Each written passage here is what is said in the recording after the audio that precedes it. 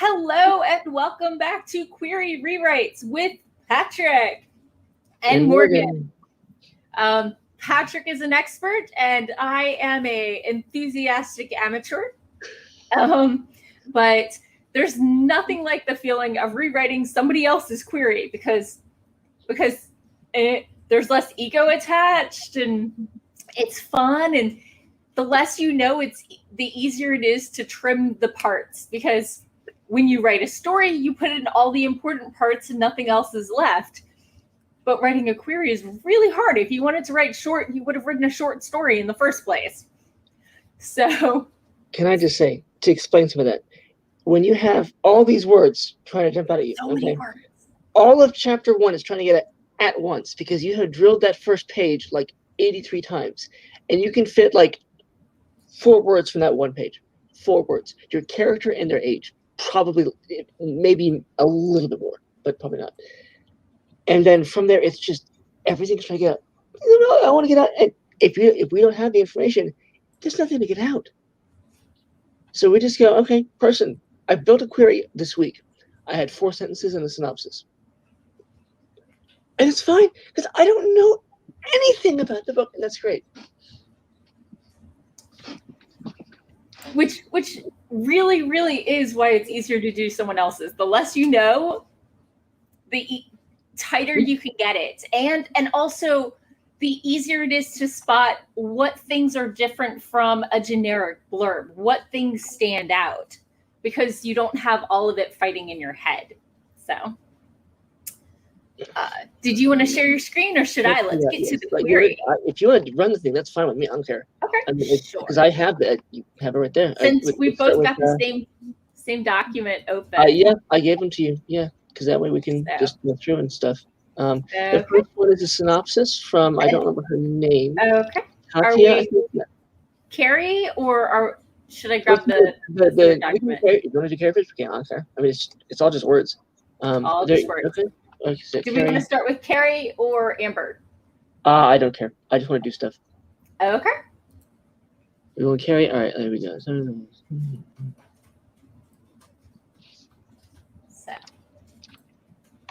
okay, let me just do my quick. Okay, this part I'm told this is now something you can do in a query. Most of the ones I have you could not, but it's a new thing. So this is actually okay. This is going to be. And turn suggestions on, because otherwise, don't watch out. That's okay.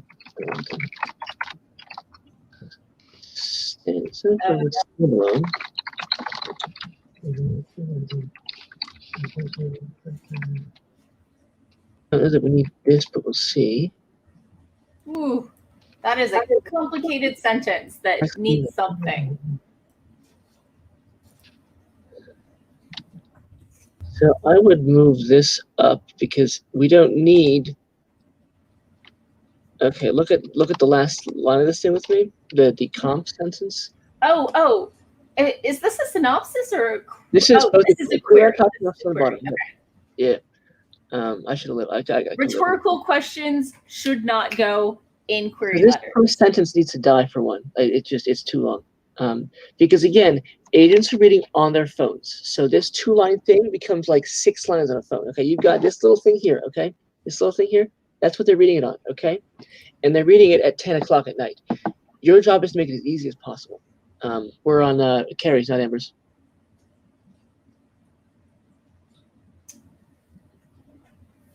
Are we doing Amber's now? All right, fine, whatever. Sorry, that's the one I had up, but we can switch over to Carrie's.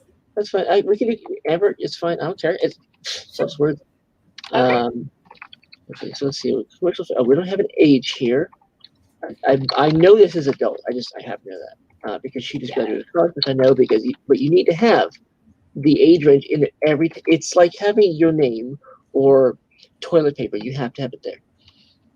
I thought it was only in children's and YA. I didn't realize for adults that you needed the age. See, where do we find out her age otherwise in the query?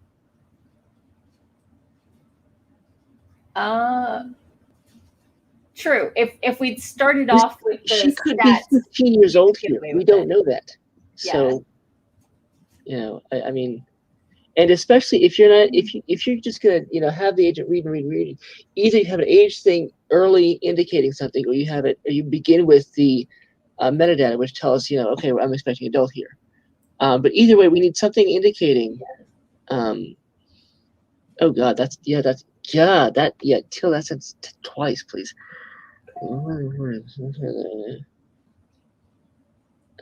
Okay, so Amber's not joining us tonight. You don't. I don't read a whole lot of commercial fiction. Just do books come with suggested questions at the end? Is that a thing that happens or not? I have not seen that. Okay, so that we should not assume. If the book club wants to put in the questions, they will do so. That's definitely something to talk to your agent when you go into marketing, but it doesn't belong in the query itself. Okay, that's because I hadn't seen that, but pretty much every contemporary story starts with somebody's life going off the rails. I think we could just skip that even statement. But I do love the phrasing. Comes apart. Here we go. I think I'm the one who wrote this in an earlier draft, so I like that a lot. So we need something about. How about there? So what you don't know. When her first manic episode crescendos into a 2-week stay. See, we're saying it twice then, because the manic episode is what does it. So I don't know that we need to say it comes apart. So first I would need to establish the character.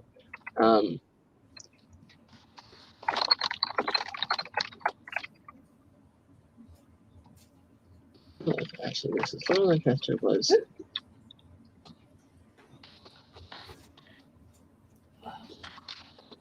Here, play with the mouse, not How do I do this? Because I've seen like 6 queries in this person, so it's a little, Okay, so you've seen the other drafts, I perfected one of them. I don't know why she's doing this. I don't know, but I mean, she has something. Another person has something pretty from me and has gone a different direction and got rejected. Part of the problem is people really, really want queries to be blurbs. And so they're looking at the query as what would get them to pick up the book. But queries are written to agents to show that you can plot and and everything else where, I wrote a guide on how why that's basically a lie. Yeah. And it doesn't help that we have agents and other writers saying, look at the back of the book, copy that. That's not how a query works. Like, it's the opposite. We are talking publishing. Just because most of them don't want that doesn't mean there aren't some out there that do. But I would think that they would get over it pretty quickly into their career, because if you read blurbs, you don't have enough specifics to know. Yeah, the point of a blurb is to be vague at the end. Even it's more about adjectives and modifiers. Well, you may end up with the agent who requests a lot of pages, but also rejects as many. If they are looking for the shiny blurbs. But okay. Can we reorder this? Yes, we're going to. We're going to rewrite this. It's nonlinear, right? Yeah.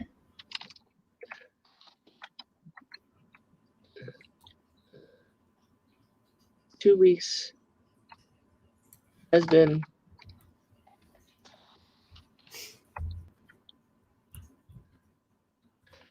She graduated from college recently in this state. That's a couple weeks before. I just can't think of. Laura Lancaster is 2 weeks.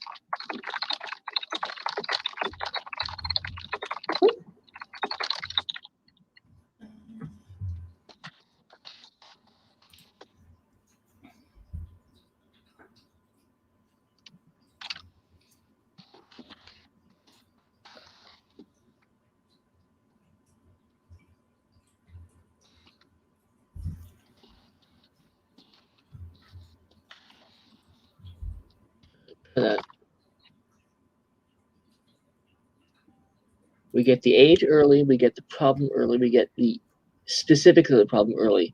Yeah. We get the intensity of it early. Yeah.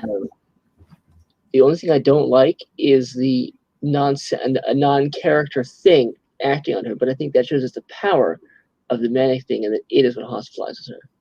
Yeah. Because as you know, I like to focus on the characters doing things and things happening to characters rather than non-character.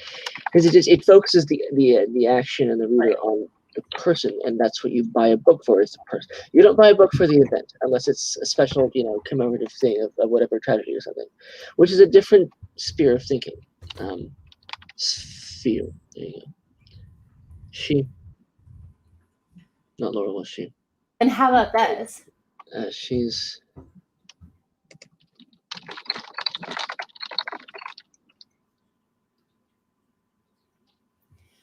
Dal, we'll definitely read the transformation for you on screen. Yeah, that's easy.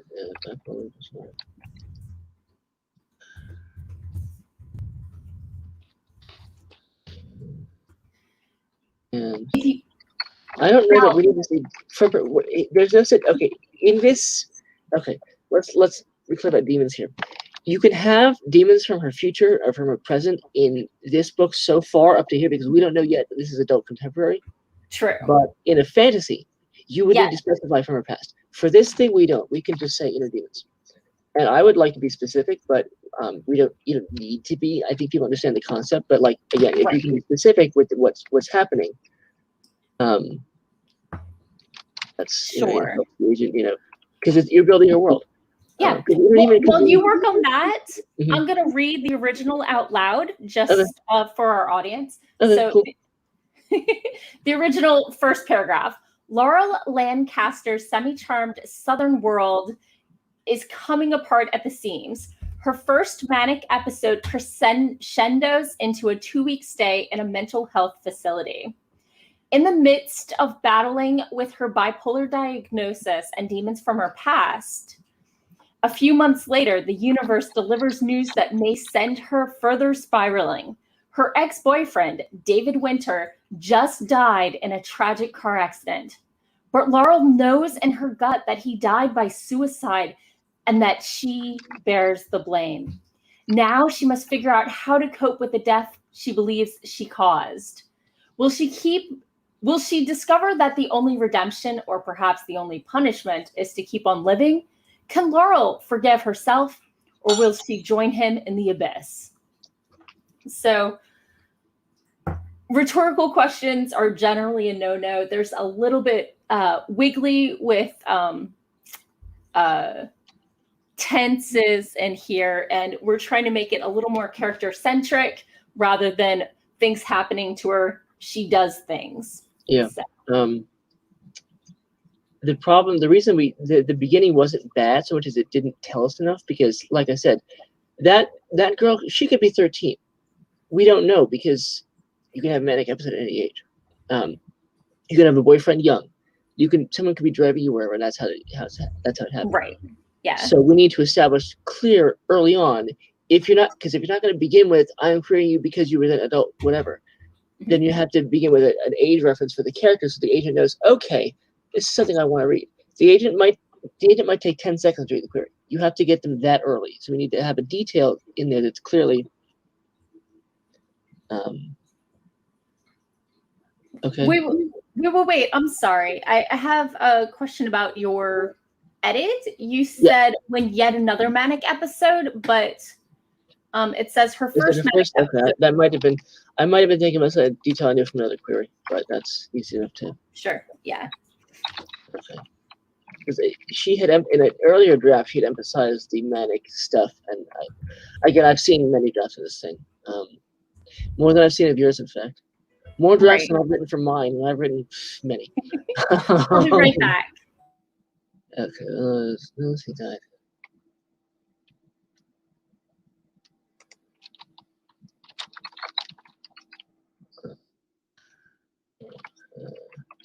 I don't know. Maybe inner gut is okay. It feels like it. Okay, bears the blame is a little.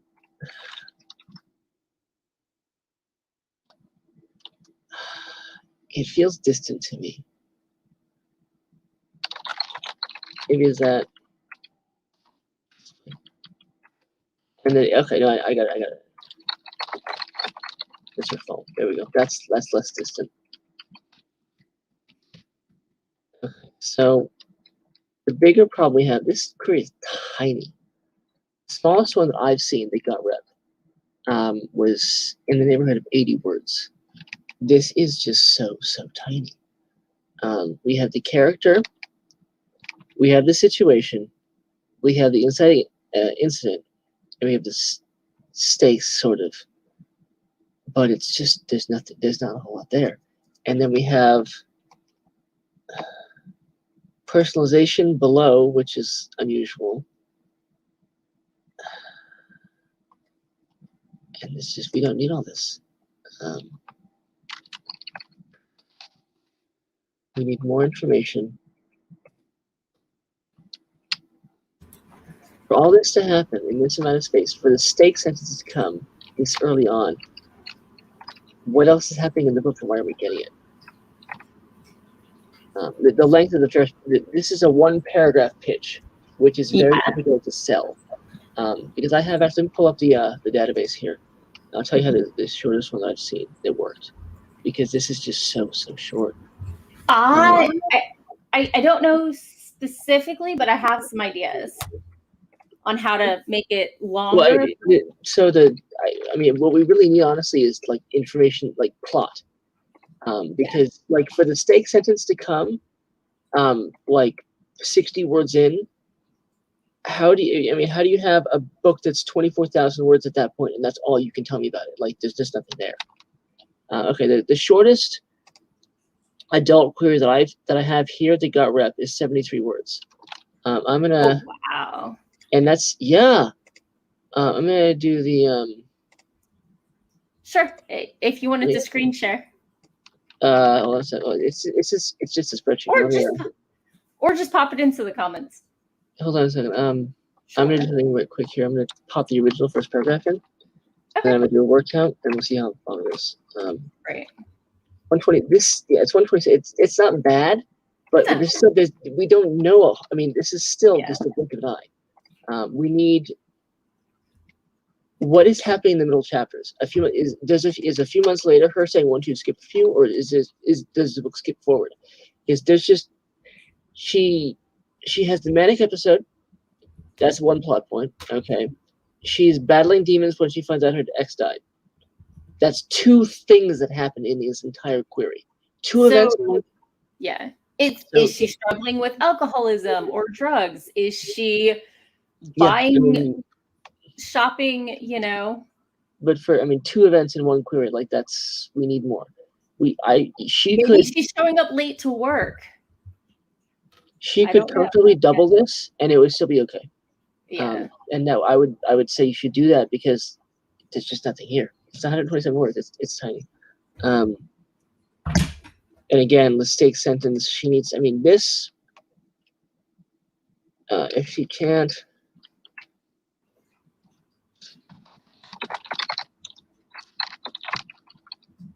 Figure out how to cope with the death she believes she caused. Laurel may not be able to resist the pull of the abyss.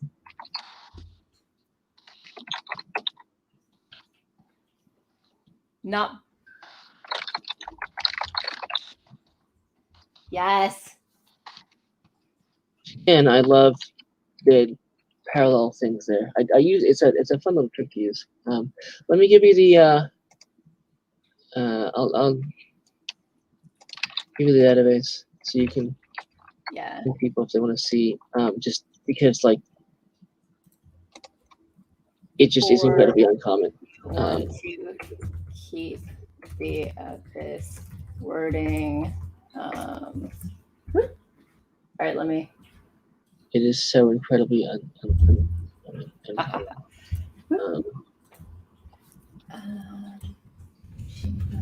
Let me see if I can put something up here on my medium account because I have the data from the average. Wow, that's a lot of hits. I ran the data on all these things. Oh yeah, I love your data. I love your spreadsheet. Yeah. This is all the numbers are old because I did this years ago, but I mean, Right. books are books. I mean, we haven't seen a dramatic increase or decrease in length. Yeah. The average adult query is 195 words with a standard deviation of 62. Okay, so for hers to be Average one of full successful queries. Yes, the average successful adult query.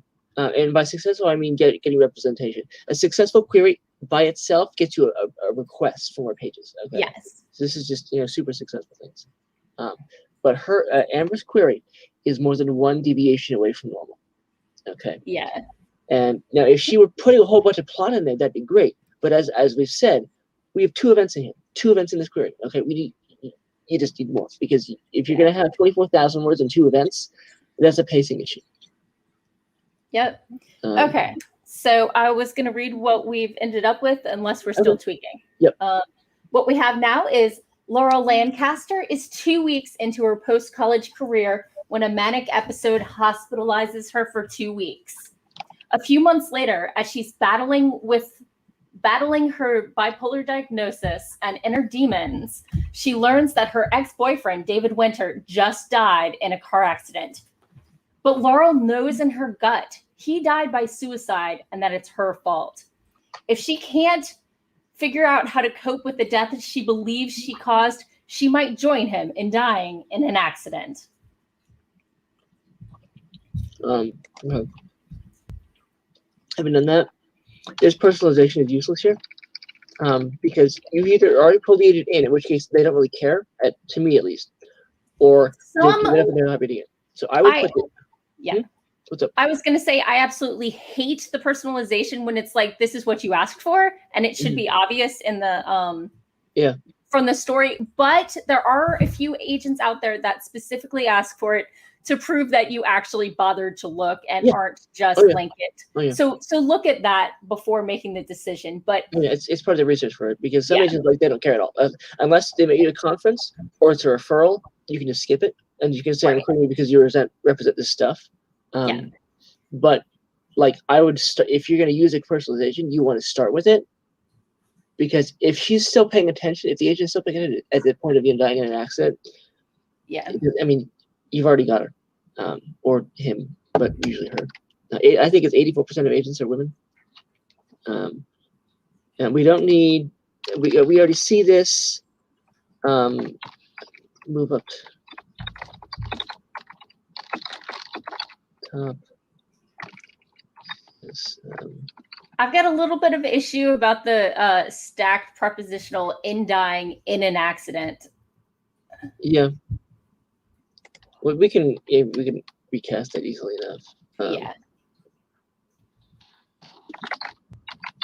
She might.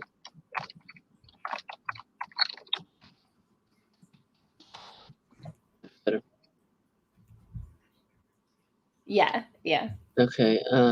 I mean, we know the way I like to word things. It would be dying her own accident, but that's a stylistic thing.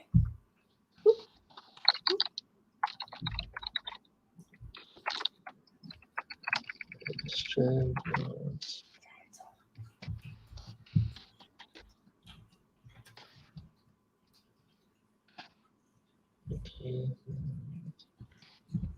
It is don't capitalize because italics will actually not translate in all platforms. So you need to make sure that what you do is going to translate. And I in fact looked at a query recently in which it starts with two titles and then the book title. It's like if you get the italics stripped out, like that looks like just a large pile of proper nouns. And how do you make sense of that?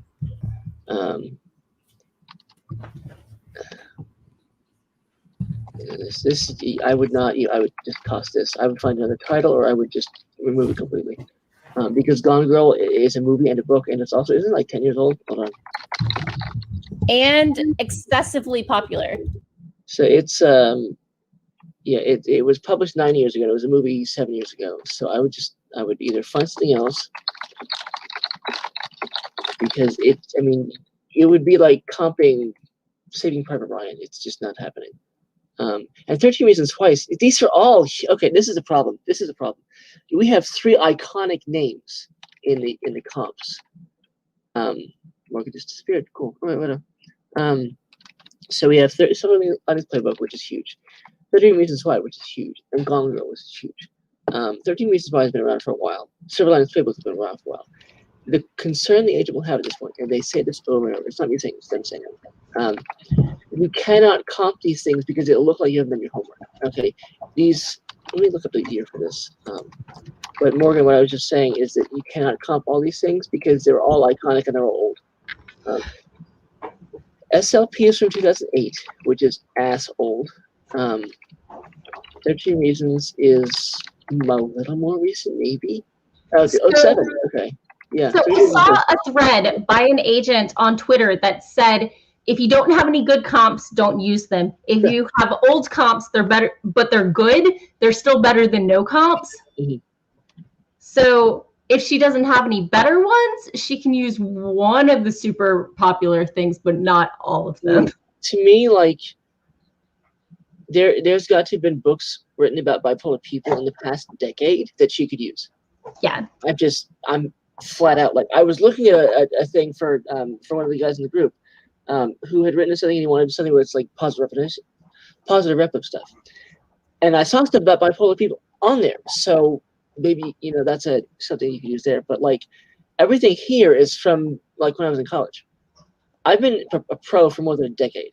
Yeah. So you could use one of them and then something more recent, which is what I'm planning to do with the Princess book I write, because Right.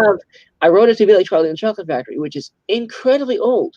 But if you do that plus a more recent thing, that shows you actually did the work. Whereas this is just like, this is like you're looking at Netflix looking for recommendations. Like this is not the work. Like go to a library at all somewhere and ask them for a thing. I need someone on this playbook board, but in the past 5 years, and they'll have somebody whose job it is to be like, yes, this thing here is for you. Okay. Yeah. So in the audience, Dal asked how many words. It's 72,000. And totally. Oh yeah, no, they're all. I mean, two of them. You could take 2 of them away, replace them with a more recent thing, and you'd be fine-ish. Totally agrees. Gone Girl is way too big to be a safe comp, and there are so many mental health thrillers published every year. These are just lazy comps. Yeah.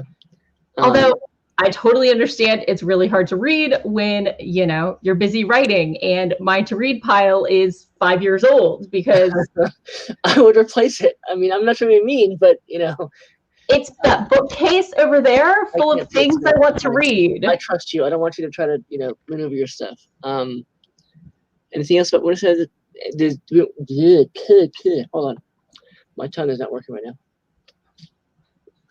now. So I now actually know that this is actually not true. So this would actually change. We don't need to know about Kentucky. We just don't need to. It's cool that you know Kentucky. That's great, but this has nothing to do with the book. If you were writing a book in which Kentucky was a character in it, or the agent graduated from there as well. If there's in which case you want to say something about that in the course so that making the connection. And this I have edited down so many times. We don't need to. Okay, this is a nice thing. It's for the call. We don't need to know the name of the Your Lit Mag. It's just, does it help us? No, that it hurts us. And, we have a question from the audience. I don't remember the number. How many words was the average successful query? One. It differs very much by genre, obviously. For adults, 195. Let me put that in the. Hold on. Yeah. Is that for the full query or just the story portion of the query? Here's the fun thing. The data, I'm not sure. I'm not completely convinced that every single data point that I ran is uniform. Right. So I'm the pitch, because sometimes they don't have to give a bio.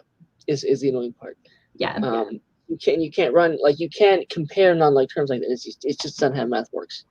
Right. So that's this. Let me give you the article. Actually, I might. Could you put that in the comment instead of? Hold on. Let me put it in the comment. Actually, can I? No, I cannot. You can't. Let That's me fine. go to the YouTube thing. Give me a second to get there, because I can do that, and then I'll do the thing. Because okay, let's do that, and then I'm gonna mute that. Sure. While you do that, I'm going to read the original stats paragraph so our audience can hear what we're starting with.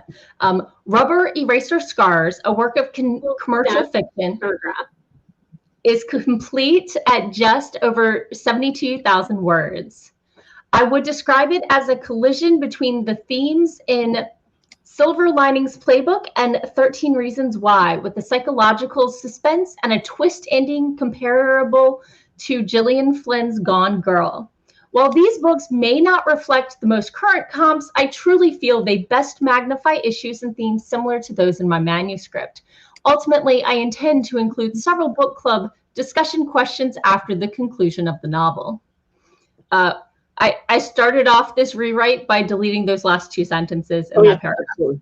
And then we talked about the fact that like it's just that's not how a query. Like I have read 450 queries legit, and I have never seen this sentence here in a single one. None of them. That is something to discuss with your agent and your publisher after you've sold it. It's worth asking about, because if you don't ask about it, then you didn't do it. Right.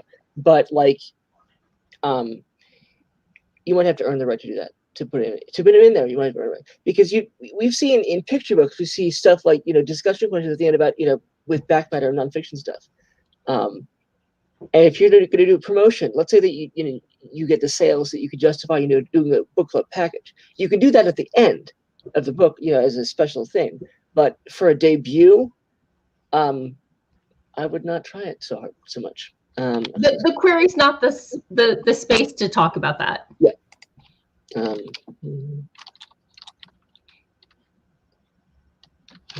College. Okay, there we go. Okay, this looks like you're trying to do MLA, and that's just not a query's job. So, you can take the 2.5 lines down to less than 1, because we don't need to know the name of your lit mag. That's just maybe unless it's very widely known in the industry, and also you're not querying poetry, you're querying a story. So accolades in non-related writing fields aren't as useful as one might hope. And again, the other exception would be if the agent talks about if it's a connection thing. But if that's a connection thing, again, you want to put that with this thing right here, your personal vision. Because if you went to the same school and the agent is looking for people with that background, that's great. But we have no indication here that's true. So most of this can die. Do we need to know low residency MFA program? I don't know if there's a high residency. Let's see. I mean, I know a residency is yeah, like tiny, but it's because this one has a low acceptance rate. Yeah.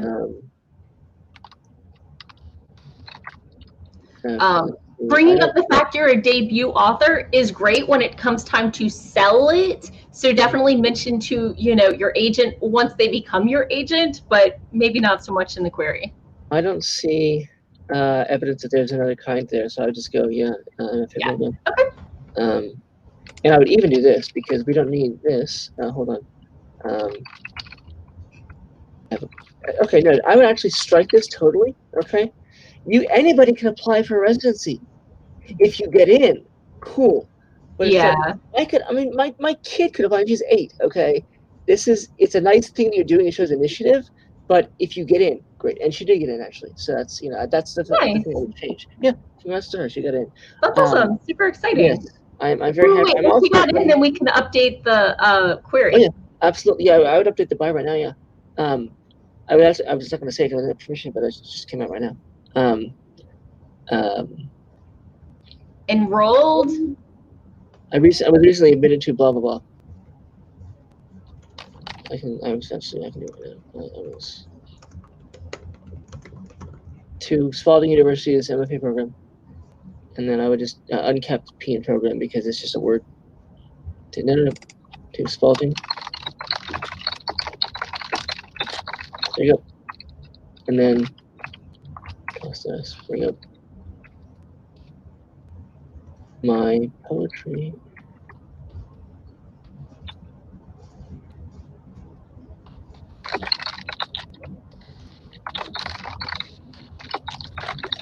Because we don't need to know that it's poetry and excerpts. Like if she goes there, she'll see it.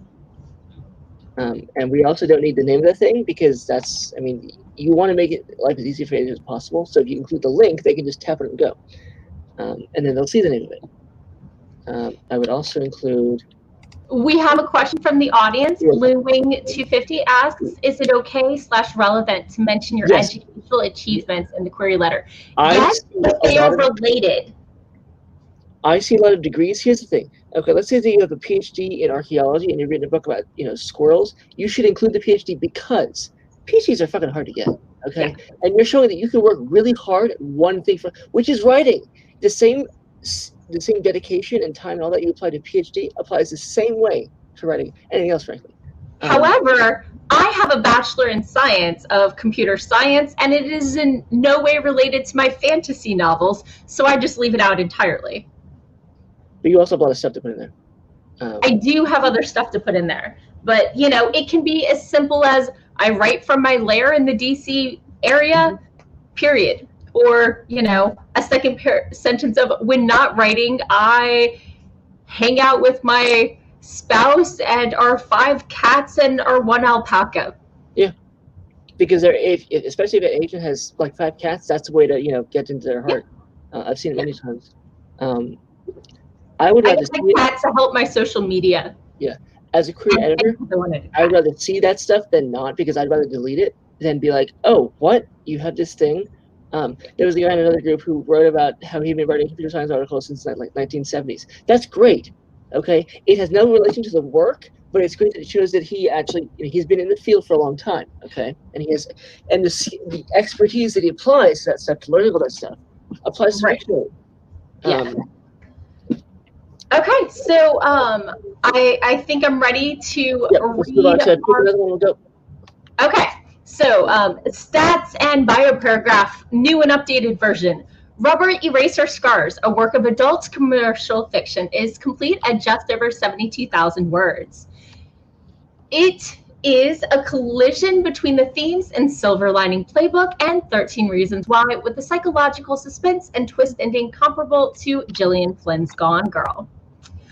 I didn't read the original of the bio paragraph, so I'm going to do that and then read the new one. The original was a debut author. I hold a BA in English from the University of Louisville and am a candidate for the low residency MFA program at Spalding University, also located in Louisville, Kentucky. My poetry has appeared in my college and high school literary magazines. The White Squirrel, the lit mag of my alma mater's honor program, fall 2009, and is currently collecting dust in a spiral-bound high school literary magazine called Serendipity, 9th edition, 1999. Snippets of poetry and excerpts from my manuscript appear on my blog, Musings of Leigh Hutchins Birch.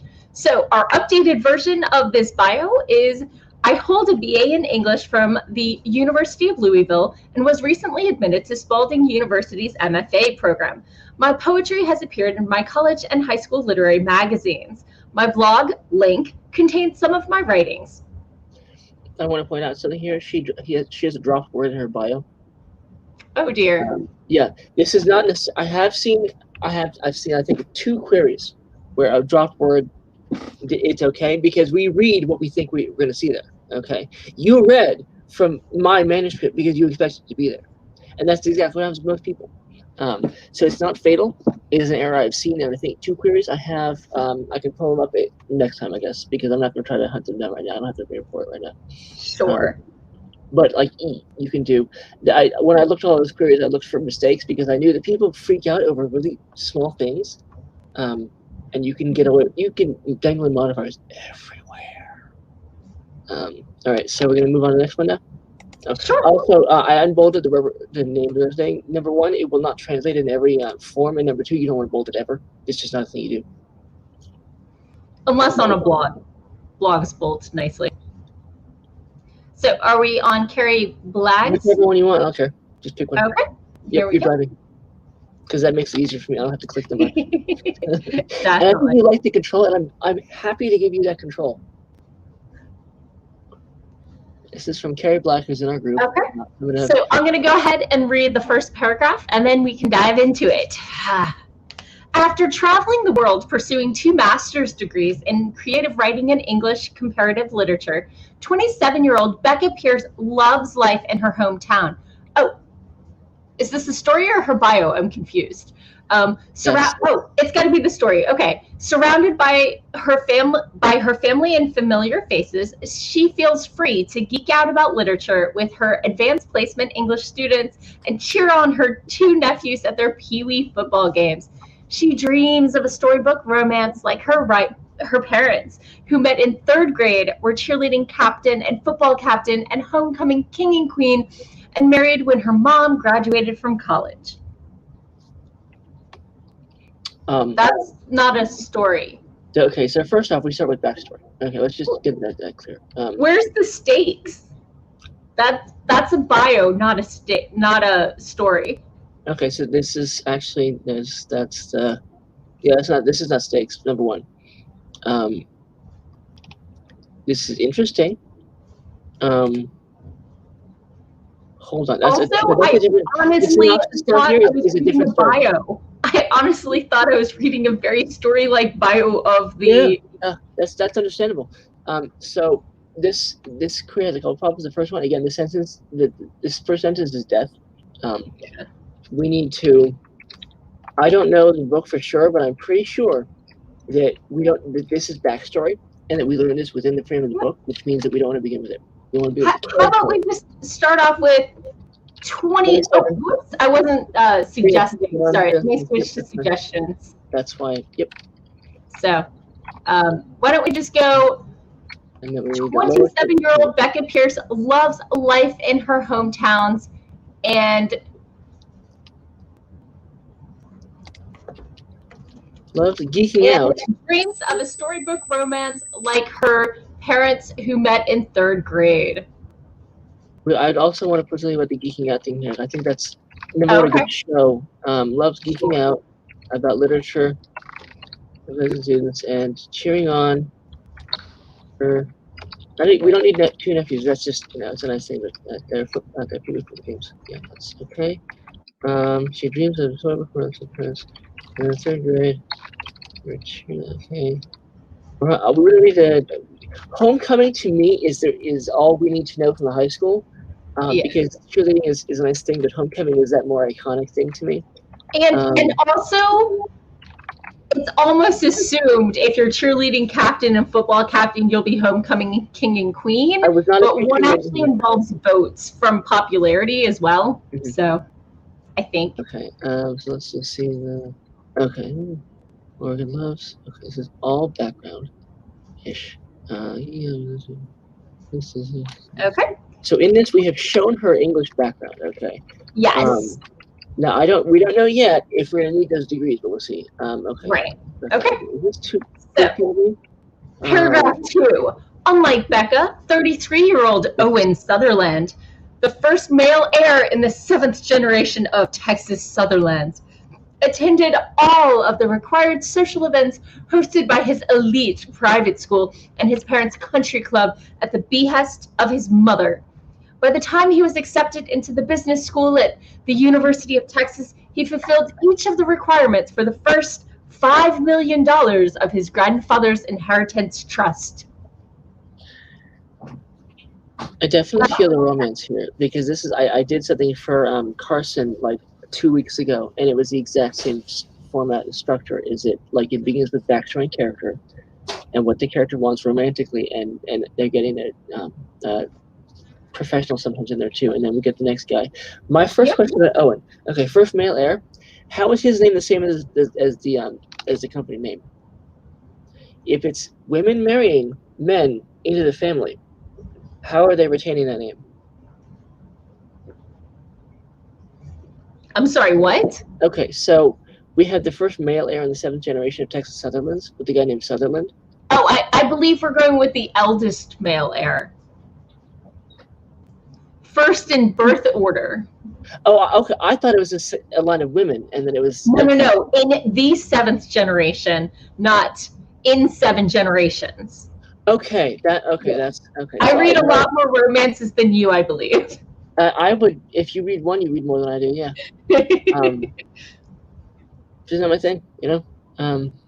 How about we go with the eldest male heir in the 7th generation of? I'm sorry, I really want to say of the Texas Sutherlands, but maybe that's just me.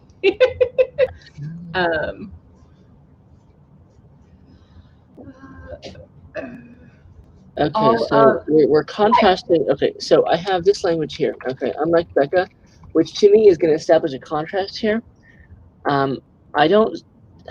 I guess I see a contrast in the business because we don't have much of that. Becca's parents' business. I don't see. There's nothing about high school. There's nothing about a country club. I don't get the sense that Becca is poor so much as that Owen is really rich. So I don't really see a strong unlike there. Okay. My question. Okay, this looks like Dutiful Son, but I don't get a sense of character here. Like he's just going along with it. That's great. Is he okay with it? Does he dislike it? Does he love it? Like this is a little. Mom is getting in the way, maybe, but yeah, no, we can ditch at the behest also.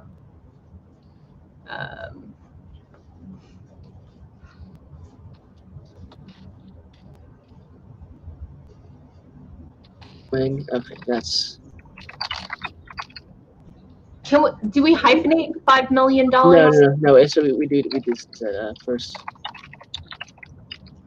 There you go. But you're putting a number in, and the number's under 20. You're supposed to spell it out. That's what typewriting class taught me. I have a compendium for this very reason. Hold on. I'm going to have to reload it. Yeah. I have $5 million. I have a 341 page compendium of successful queries, which I have to reload every time because it's really, really, really big. Right. Yeah. Every time I have to use that, every time I use it, I have to reload it. That's fine because it exists to be big and searchable, not to be play nice with my processor. So give me a minute to while we do that. What is his grandfather's inheritance trust? No, that would be his grandfather's inheritance trust. His trust set up by his grandfather. We don't need the word inheritance with trust because that's in the genre. You know what a trust is. This sentence we have to rework it because each of we don't need in being accepted when he's accepted. Ah, I like it. Because by the time it's not the right framing for it. Maybe it's with his acceptance? No, because that's not a verb.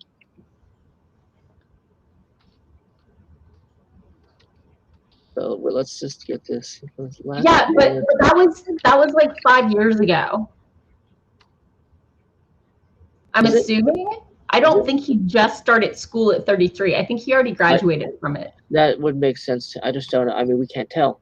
The writing is certainly flowery. I like the most of the writing sounds good to me. We're getting a sense for how the book sounds.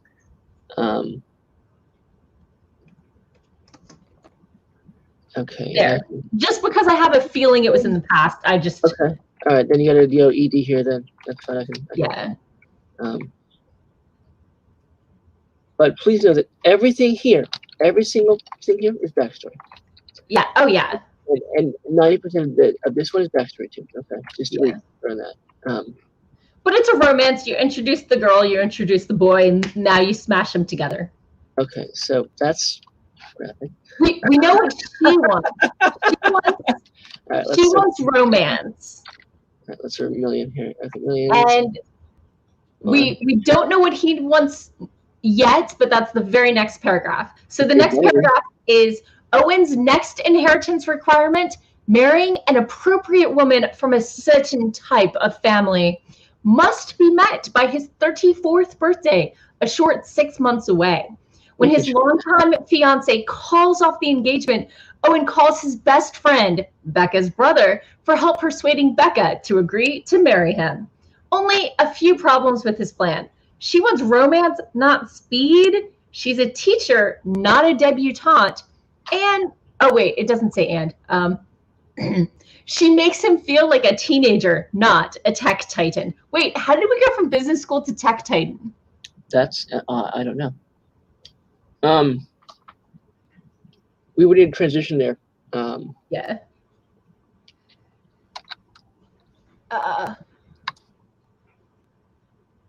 Maybe a note about using that money to start his own tech. Unless that Texas Southern is tech, but then that's, you gotta put that pup in there. Okay. Usually, a tech industry is not what you're going to inherit as, but I don't know. Maybe it's a thing that to ask the writer to resolve, basically. Yeah. Which is why I ask for the synopsis so often these days, because right. I mean, yeah, that level of detail. So. Okay. So I do not see a single hit. I looked for million in my compendium, and I do not see a single relevant hit for it. I do have $1 billion, A space billion space dollars, and I have $1-ONE-billion payday. So that's one relevant hit, I guess, or maybe two. I think 5 million totally works in this instance, so we can just roll with it. So. Okay, so here we. Now, do we want?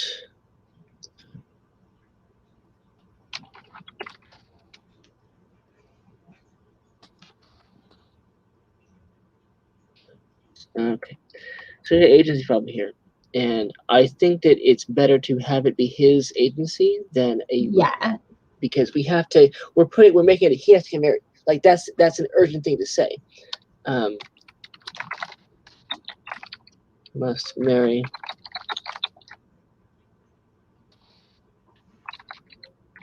Not wildly like going appropriate versus certain, because it feels like we could do parallel there.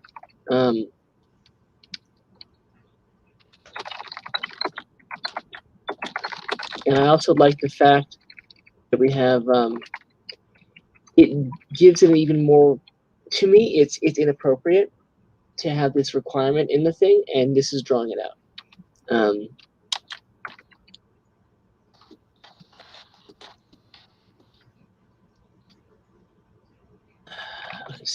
Okay, that's kind of like that. See, again, we have 34th birthday, 6 months, and it's non-linear.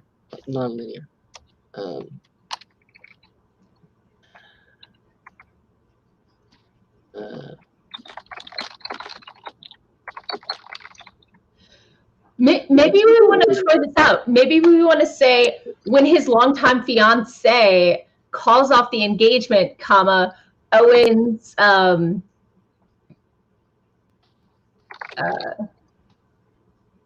Owen's strategy to unlock the rest of his trust fund is ruined. He's got 6 months. He moves on really smoothly, doesn't he? That doesn't give us a sense that he actually feels any sort of pressure or anything, which I'm not. In terms of increasing the tension, just it fails. Right. Okay. So we gotta. So reaction.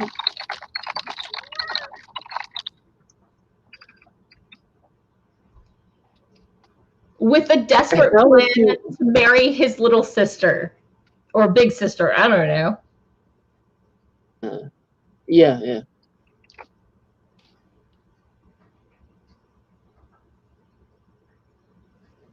And again, we've said this query really doesn't end because we don't know, the stakes for anything.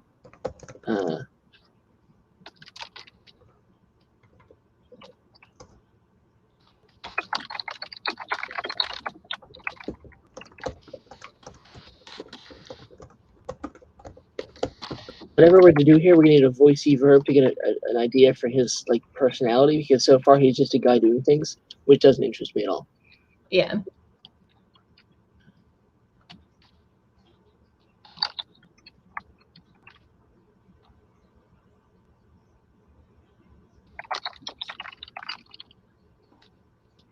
Speed and romance, I don't get that. They don't. That doesn't feel entirely opposite, like forces.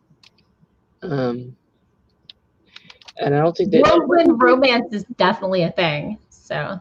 Yeah, well, but the word speed specifically, like that doesn't really. How about she wants romance, not money? Come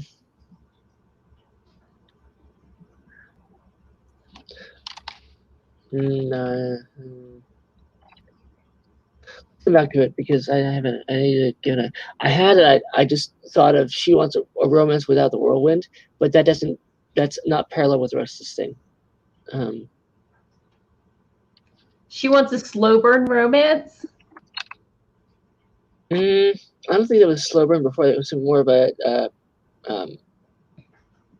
She wants to feel courted. Yeah. Not rushed.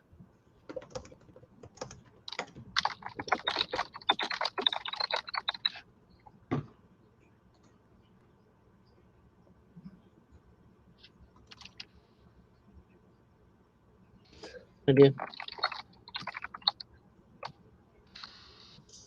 So here, give me a second here to get the my synonym. Do we semicolon here? Do we comma? Give me a bit. Let me find something here. No,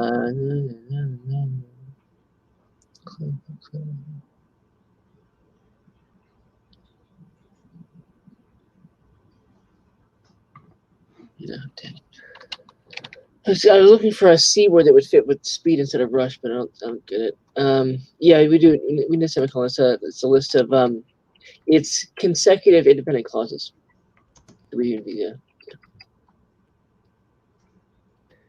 Tap it. So.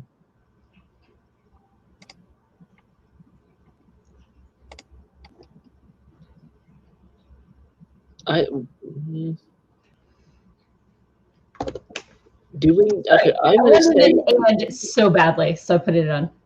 We don't. Okay, we don't need this river thing because it doesn't appear anywhere in the query. If the setting were a character thing, then I would say yes. But with this presentation, I would just say near, frankly. And I wouldn't even go with Texas because if you don't know Dallas, then you're not an agent. At least not in the U.S. Well, I mean, set in a small town north of Dallas, I think is enough to give atmosphere. Yeah, and again, we have the people, but we don't have any like. There's no riverbank romance in this thing. Yeah, If there were, then that'd be great. We have this. Oh, hey, here's the name of the river. Can you imagine them? You assign a thing and whatever. But we don't have that. We have these people, and we do not have a stake sentence. We have them near one, but we don't have a stake sentence. Yeah. So this query actually, my guide would have dealt with a couple of things here. Oh, actually, why don't I want to say Becca, up in Becca's paragraph, we don't have any stakes. And I think the stakes are, she dreams of a storybook romance, like her parents, but there's not many options in town, you know? Yeah, something where she needs some urgency because she got to choose between, she got the job she wants. She doesn't have the romance she wants. Yeah, she's 27, you know, time feels like it's running out. Yeah. So.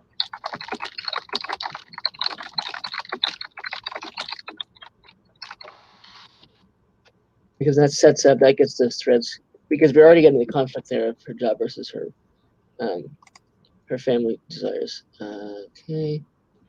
All right, anything else here? I think this is just, this is a good first effort. Yeah. For this job, but we need we simply need more. Yep. You know, okay. So feelings from Owen. Yeah. We need personality, not just plot. You need a little voice. Yeah. Even though, you know, if it's too voicey, it's bad. It's really hard to find the balance. So I'm going to read the stats paragraph, and then I'm going to read what we came up with. Okay. Becca and Owen is this 75,000 word contemporary romantic comedy with serious potential set in the small town of Porch, Texas, on the banks of the picturesque Calmate River, an hour north of Dallas, Texas. Fans of Trust Fund Fiance and Rich People Problems will enjoy the back scenes to look at how trust funds, Junior League, and advanced placement English mix in a marriage of convenience, causing great inconvenience. So I like that line there. I like this thing. It's fun. That gave us a little voice, so we have a little bit feel. And it's consistent with the rest of it too, so that's nice. So what we ended up with after our first pass is 27-year-old Becca Pierce loves geeking out about literature with her advanced placement English students and cheering on her nephews at their Pee-wee football games. She dreams of a storybook romance like her parents, who met in 3rd grade, were homecoming king and queen, and married when her mom graduated from college. Something hard to find romance in a small town. Unlike Becca, 33-year-old Owen Sutherland, the eldest male heir in the 7th generation of Texas Sutherlands, attended all the required elite social events. When he was accepted into University of Texas, into the University of Texas Business School, he fulfilled the last requirement for the first $5 million of his trust fund. Maybe something about using it to start a tech thing. Where did he become a tech titan? If Texas Sutherland sells computers, that's fine. But yeah. Next, Owen must marry a certain type of woman from a certain type of family by his 34th birthday, a short 6 months from now. When his longtime fiance calls off the engagement, Owen calls his best friend Becca's brother and begs him to help talk Becca into a marriage of convenience. But she wants to feel courted, not coerced into a deal. She's a teacher, not a debutante, and she makes him feel like a teenager, not a dominating, whatever, tech titan. I think we need an adjective. Becca and Owen is a 75,000-word standalone contemporary romantic comedy with serious potential set in a small town north of Dallas. Fans of blah, blah, blah, blah, blah. We don't, Rob in the audience asks, why are they together or even attracted? Where's the romantic spark? There isn't one in the first third of the story. Remember, the query only focuses on the first third. The major issue in the first third is she wants romance. He needs to marry someone fast, and his bestie's got a sister who's not hitched, and he doesn't hate her. So desperate times call for desperate measures. I think what Rob is pointing to is the fact that this query doesn't have all the elements it needs. Yeah. That's a flaw in the query, honestly. And a lot of the initial drafts that I get, like, there's stuff the writer knows, and it's not on the page. And so the job is to say, we need to see, because my a slight hint about she makes him feel like a teenager. Maybe he crushed on her, but she wasn't his type. I don't know. It would be interesting to know. My question to Owen is, he's been attending these events for since he was probably 7 or 8. He knows literally no women from that who will agree to pretend marry him for money. That's either a plot hole or a big thing about his character. Right. Yeah. And we don't. So yeah, let's put in notes. Yeah. Notes. Does he hate other money grubbing debutantes? Surely he could pay one. Maybe they see that he's too sort of. Is there some sort of? Because if he's going along with mother all the time, then he's boring to them because he's doing what mommy wants. We need to see his even if his personality is nothing, we need to see the nothing. He doesn't mind blah blah blah. He's just pleasing. He loves pleasing his mother. That tells us then that his character is. But right now we don't have any character issue. We don't have any character exposition here.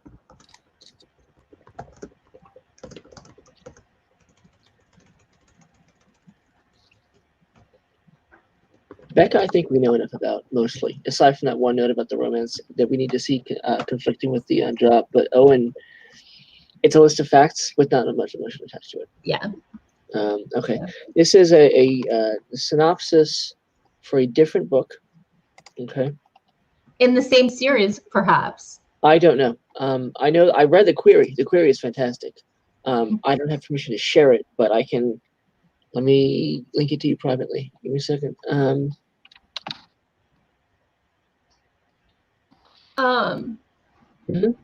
Why do we? If this is a synopsis, why do we have this? We have it separately. It's a different document. Oh, that. Oh, that's probably background. Okay. That's okay. So, Yeah, Choose Me is she's writing a series of Texas romances. Is what? Yeah. Because I have another one that she popped in almost a month ago, and it's another Texas romance with high school sweethearts. Yeah. She said it was a serious potential, so I'm not surprised. Potential. Okay, yeah, here we go. Okay. I have this. Let me make it. I'm gonna link it to you on Facebook because I don't have permission to share it, and I'm not gonna. You never seen it. Nope, I totally understand. I think you'll remember having seen it once you see it. And that's okay. Okay, 3, 2, 1. There you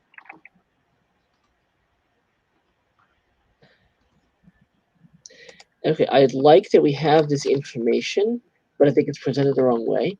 I think instead of using these nouns to establish, we want to establish the character. Right. Wants. Yeah. Shows up every day. Look, can I read it for the audience before we really get into it? And also, I wanted to note that queries, you don't cap locks people's names. Synopses, you do. So money and security and the security it provides are the only motivations 28-year-old Chief Operating Officer Liz Daniels has to continue showing up every day to hold the hand of the aging billionaire owner of Landon Enterprises, James Landon, who hysterically reacts to any event, forgotten password, running out of ink, or receiving a package a day late as a full-blown crisis.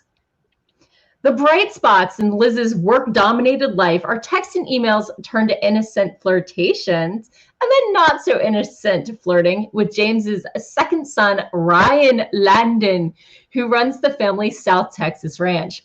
Liz didn't worry about the ramifications because Ryan never attends work-related functions or even makes an appearance at the ranch, which he accompanies James for work visits.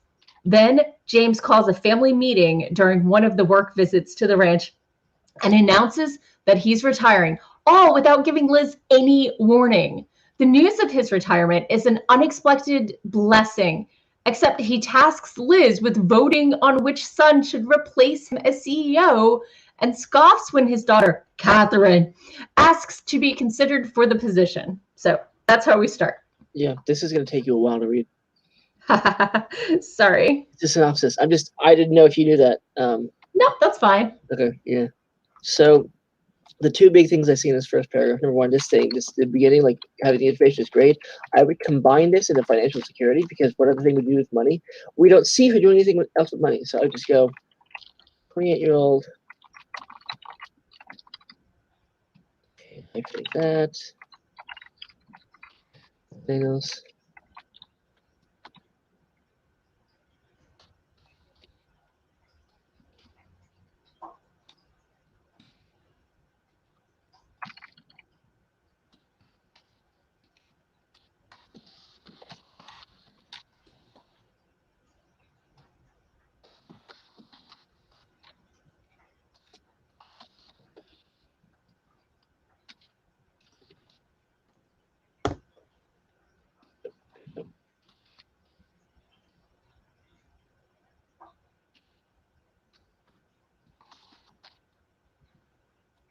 Every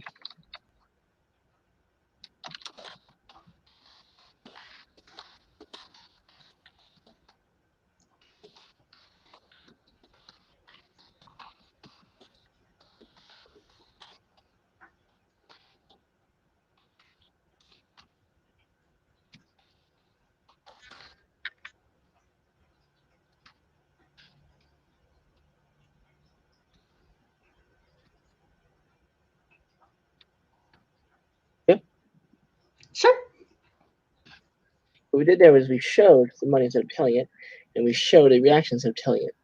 And that is now gone. Yep. So first paragraph is now 28-year-old. Oh, I'll wait till the end. Yeah, please. I'm not going to be here for a bit. Okay. And this is again telling. That's how do I fix this?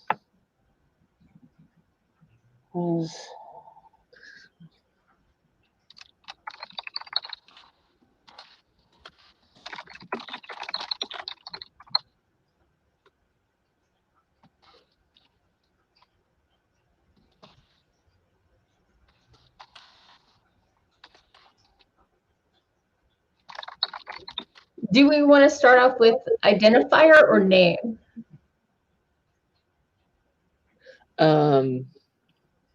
Which makes more sense? I don't know. Let me write it and I'll figure it out.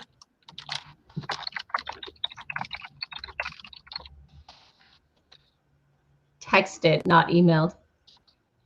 Oh, no, emails too. You're right. There are emails too, so. Messaged her. Where would you get the flirty? If you can put the flirty in there, then great. But message or something flirty sounds a little awkward to me. Okay, yeah, no, that's fine. Yeah. I get that. I love that you want to go with escalating the verb. I fully agree with you on escalating verbs generally, but this one, you know. I listened to you. See? All right, let's see here. She blushes. From the audience, Rob says, love the phone beeping, gives the reader the experience of the moment. She gets some excitement at work.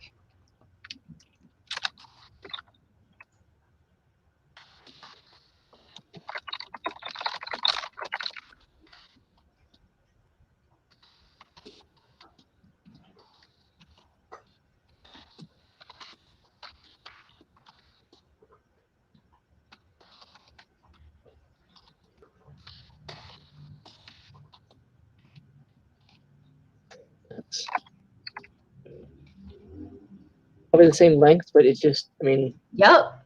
It's flavor now. It's active rather than. It's experiencing the plot rather than just information session, basically.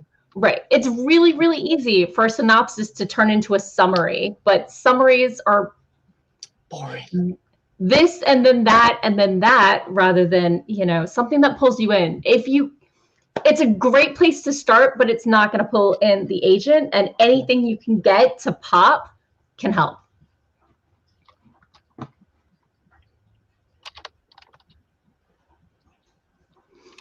So I'm going to go ahead and read the next section. Mm-hmm. So, despite working, sorry, go ahead. I know how to fix this. Okay.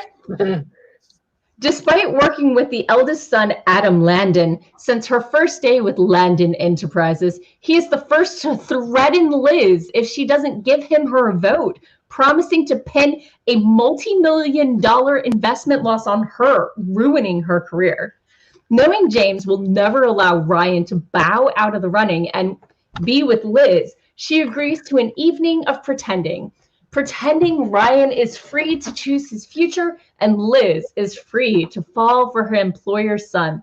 Their romantic evening is cut short by prying eyes rustling in the bushes. Days later, Catherine threatens to use her worldwide connections to publicize flirty emails from Liz to Ryan and a picture of them kissing to frame her as a gold digger. Blindsided and humiliated, Liz packs her belongings and drives back to Dallas in Adam's new... Who's Adam? Eldest son. In Adam's new car, berating herself for being blind to the character of the Landon children. So. Okay, so number one, where is it? Okay, yeah, that's this investment loss on her. We need to see that. Two reasons we need to see that. Number one, we need to know about it. We need to have seen James react to it the same way he reacted to the toner being out. Number two, as chief whatever officer it was, as chief operating officer, she would have known about that. She would have cared about it. So that, like, in terms of will building, you need to put that earlier. So maybe instead of all without giving Liz any warning, maybe while Liz is trying to mitigate. We don't know that thing. I would put the $1 million loss up here with the every little thing here, to show that whatever happens, big or small, he reacts the same way, because that's going to be from an executive perspective. Like, Right. they get a lot of things happening. Okay, yeah. They're going to have to deal with a paper jam with the same level of $1 million loss is going to be emotionally frustrating for her. So every little thing that happens in the office sends him into a "we're all going to die" level panic.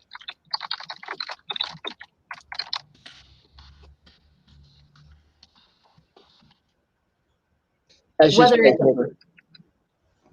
multi-million-dollar investment loss or just multi-million-dollar loss.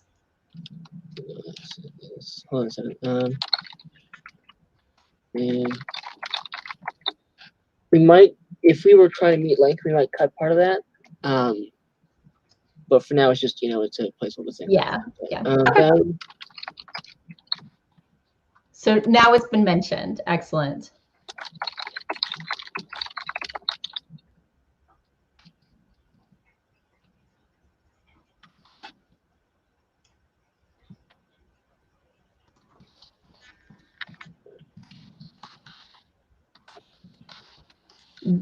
Do we want that he's retiring and announces his retirement? We want the action of him retiring. Okay. But we don't need that. I don't see where you're talking about. Just the word "that." Where? I don't see it. That he's retiring. Oops. Oh, okay. Announces he's retiring. Delete it then. I don't see what you're talking about. Sure.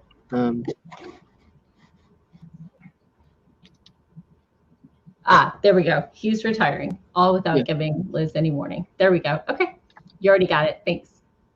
Okay, that's good.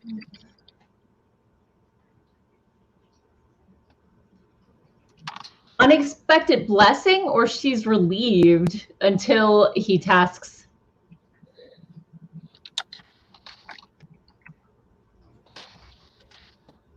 Because he's a micromanaging control freak.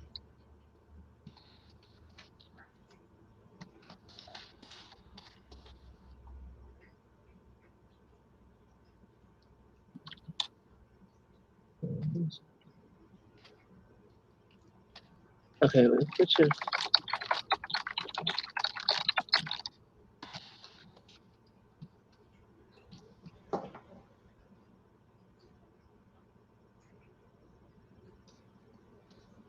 I don't know yet if we need this.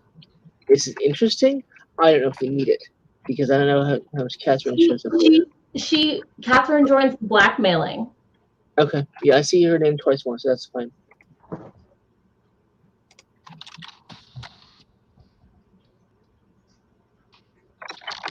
He scoffs. This is just okay. This is just not happening that way. It's ordered poorly.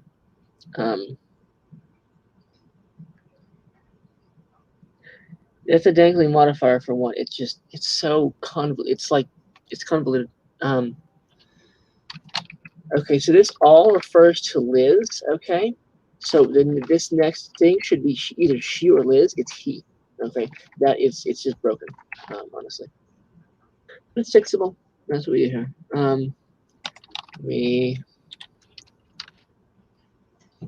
This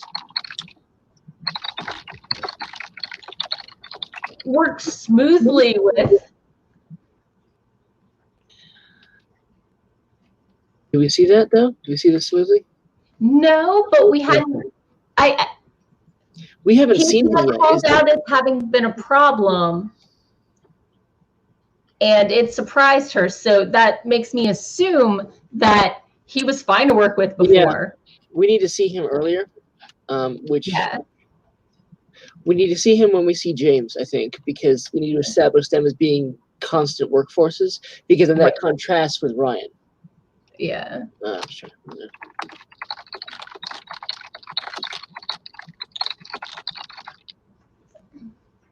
Because we need to be building these people as characters because if you don't introduce somebody, the reader doesn't care because they don't know to go to. Yeah. Since she, I'm gonna do something. You might think it's not necessary. I'm gonna explain why. Actually, you're gonna know why.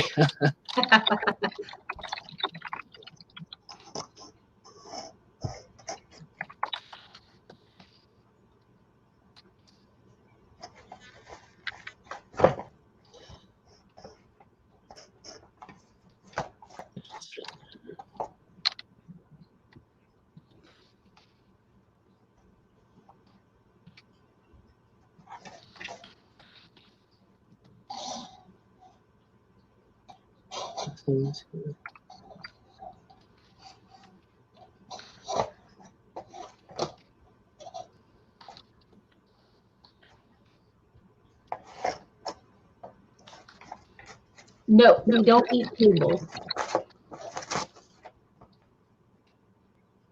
Okay.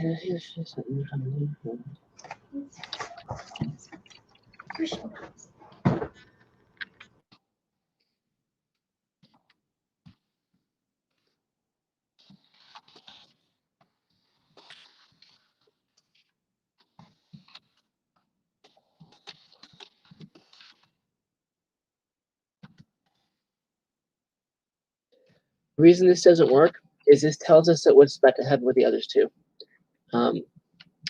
We have to be surprised by what's happening, and we can only do that if we don't have language that's telling us what's going to happen. Because this right here tells me the others are going to do the same thing, and that's not even reading the group before.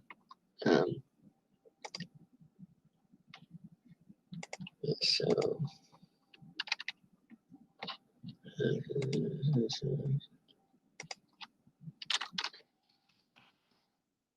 We need a little world building here because we just don't see any. It's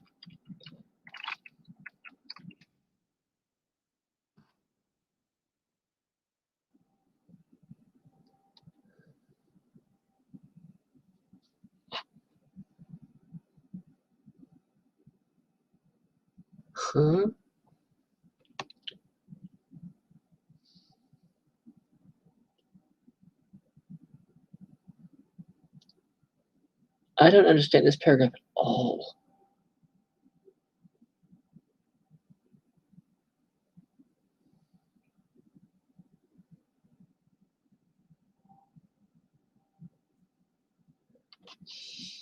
Okay, yeah. I don't.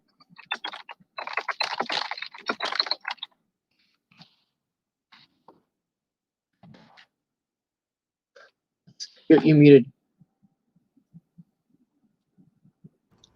I understand what's going on, but I think it so Ryan 12. apparently doesn't care, totally just wants to go on a date with Liz, but Dad won't let him, excuse himself from the possibilities.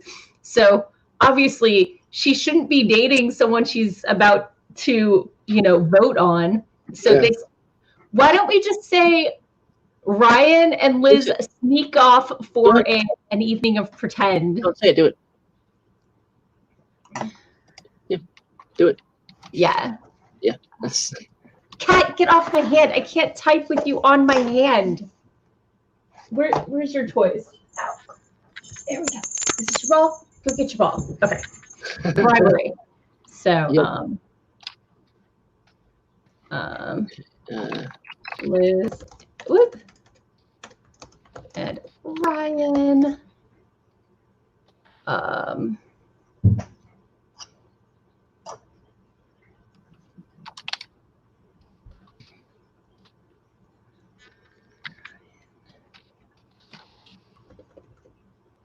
Liz and Ryan agree to it. Agree is the wrong word. Sneak off. Good. For an evening of pretend. pretending Ryan is free to choose his future, and Liz is free to.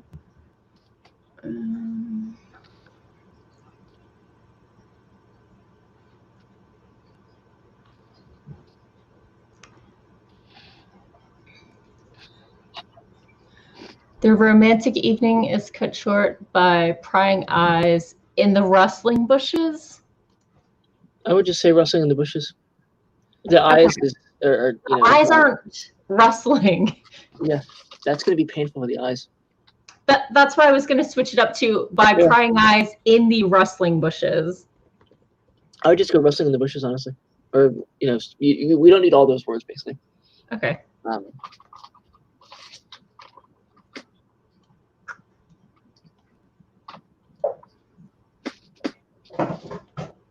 There we go.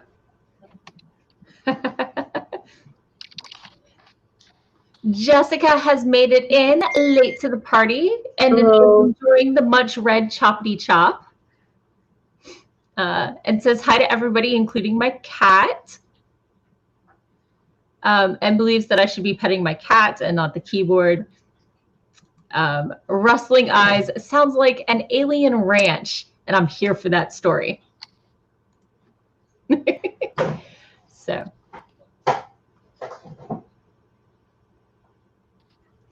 Okay, I'm going to read the next paragraph or two while you're working up that one. Adam calls Liz before she's 5 miles from the ranch, threatening to add stealing his car to the reason she must appoint him as the new CEO, confirming her suspicions about him having a spy on the ranch. She tells Adam he will have his car and her decision by the end of the week and calls her attorney, who gives her the courage to call one of the Landon Enterprises' rivals. Having her professional life under control leaves her open to dealing with her personal life and the emotional onslaught of hurt and regret about what might have been. Ryan doesn't want to be CEO, but he does want Liz. Texts, voicemails, and flowers he learns aren't enough to make up for his family's behavior. He resorts to slipping notes under her hotel door and bellowing his feelings for her outside her window because he's in an 80s rom-com. His embarrassing theatrics are persuasive, and Liz listens to his explanation and apologies. What? He didn't. Okay. Though their feelings are mutual, his family is an obstacle Liz isn't willing to face, and she lets him know any possible relationship is over. I don't think the theatrics were persuasive. I think the theatrics make her break down and give him the reason why.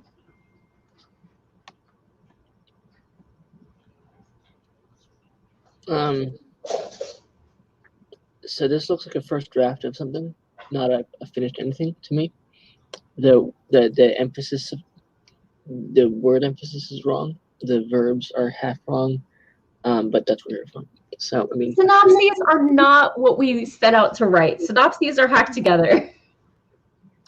As long as they tell the story, it's adequate, but maybe not so much. So.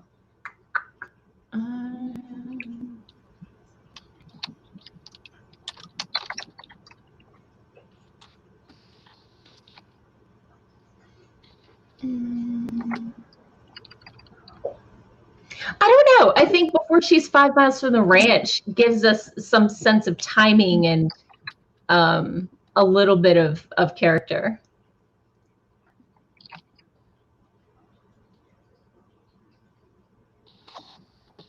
Why'd he even leave his car at the ranch? I'm so confused. Well, they were there for the meeting. Yeah. But then why does he need a spy to know that the car is missing? Well, then maybe they're looking for anything they can pin on her. Yeah.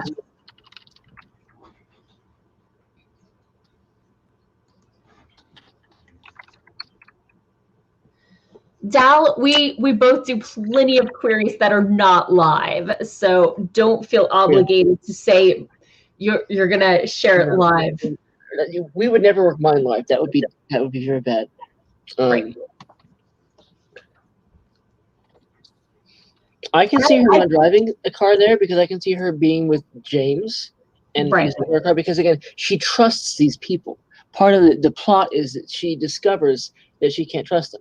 She's been working there for what 10 years or something. How old is she? 20-something? 28. 28. She's been working there for at least 5 years. Yeah, let's say. Yeah. Unless she got her MBA late, she's been working there for 5 years. Yeah. So.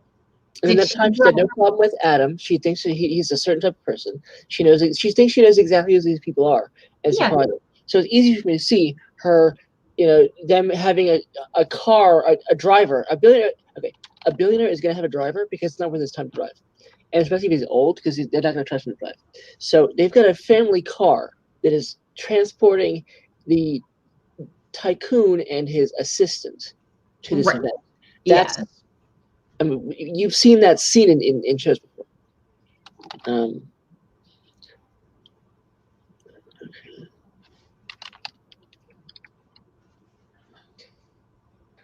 reason this is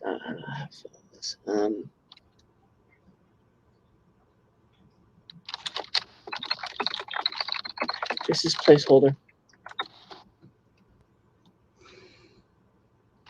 Yeah. You get what I'm going with there, but it's not. It doesn't fit. It draws out like the actual thing that's happening there, which is that he's blackmailing. Yeah. So I'm still confused why his car is there if he needs a spy. Does he have more than one car? He has the money for it. Right, which is fine, but yeah.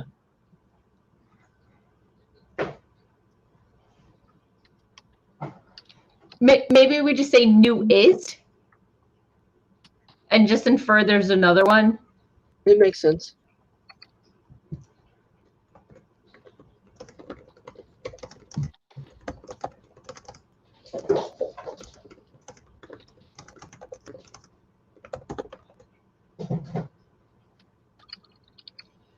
I totally understand him having more than one car, but if he doesn't go to the ranch often, he would have the car that he took with him there.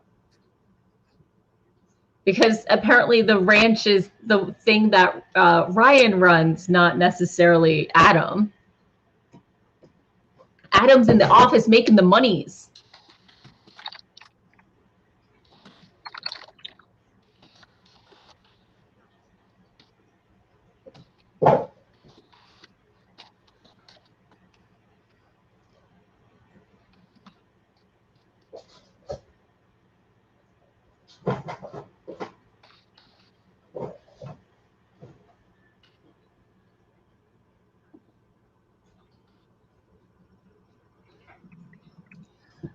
I think this might transition. Jessica says he's a billionaire. Of course he has more than one car. He's got the limo and the sports car and the convertible, unless his driver drove it back to wherever the car stays and the ranch has trucks. Rob thinks a horse would lead to better cover art than all the cars. So.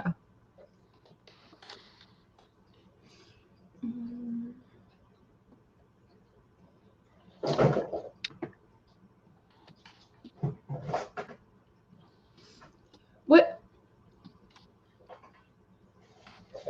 Wait. Let's think about this. Instead of having Ryan doing all these things, maybe now that she's regained control of her professional life, she can deal with the flood of texts, voicemails, and flowers from Ryan. Do it. No, do it.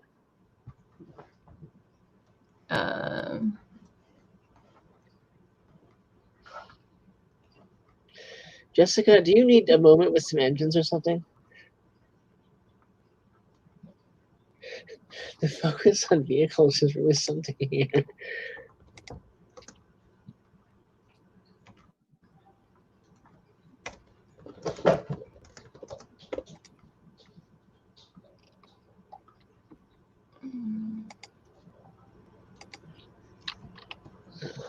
When she won't respond to him,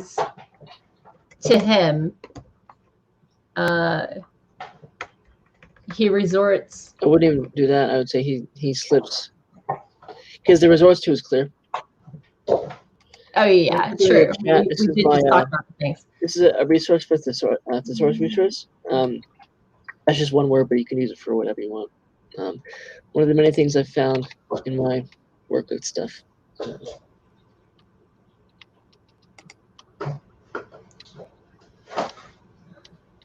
I don't think they're persuasive. I think she was ready anyway, but maybe after his. Oh wait, Can we? Okay, we have this thing. Okay, that's his embarrassing theatrics, comma, Liz does that.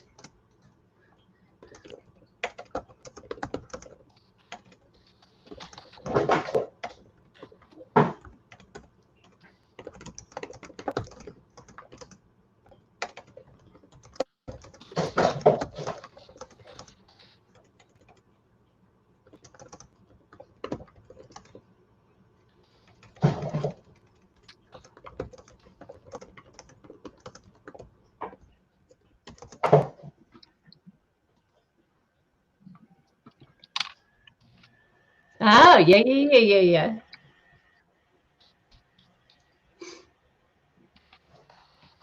Elizabeth! Isn't that like a movie, like Rocky reference or something? And her name is Liz, so totally appropriate.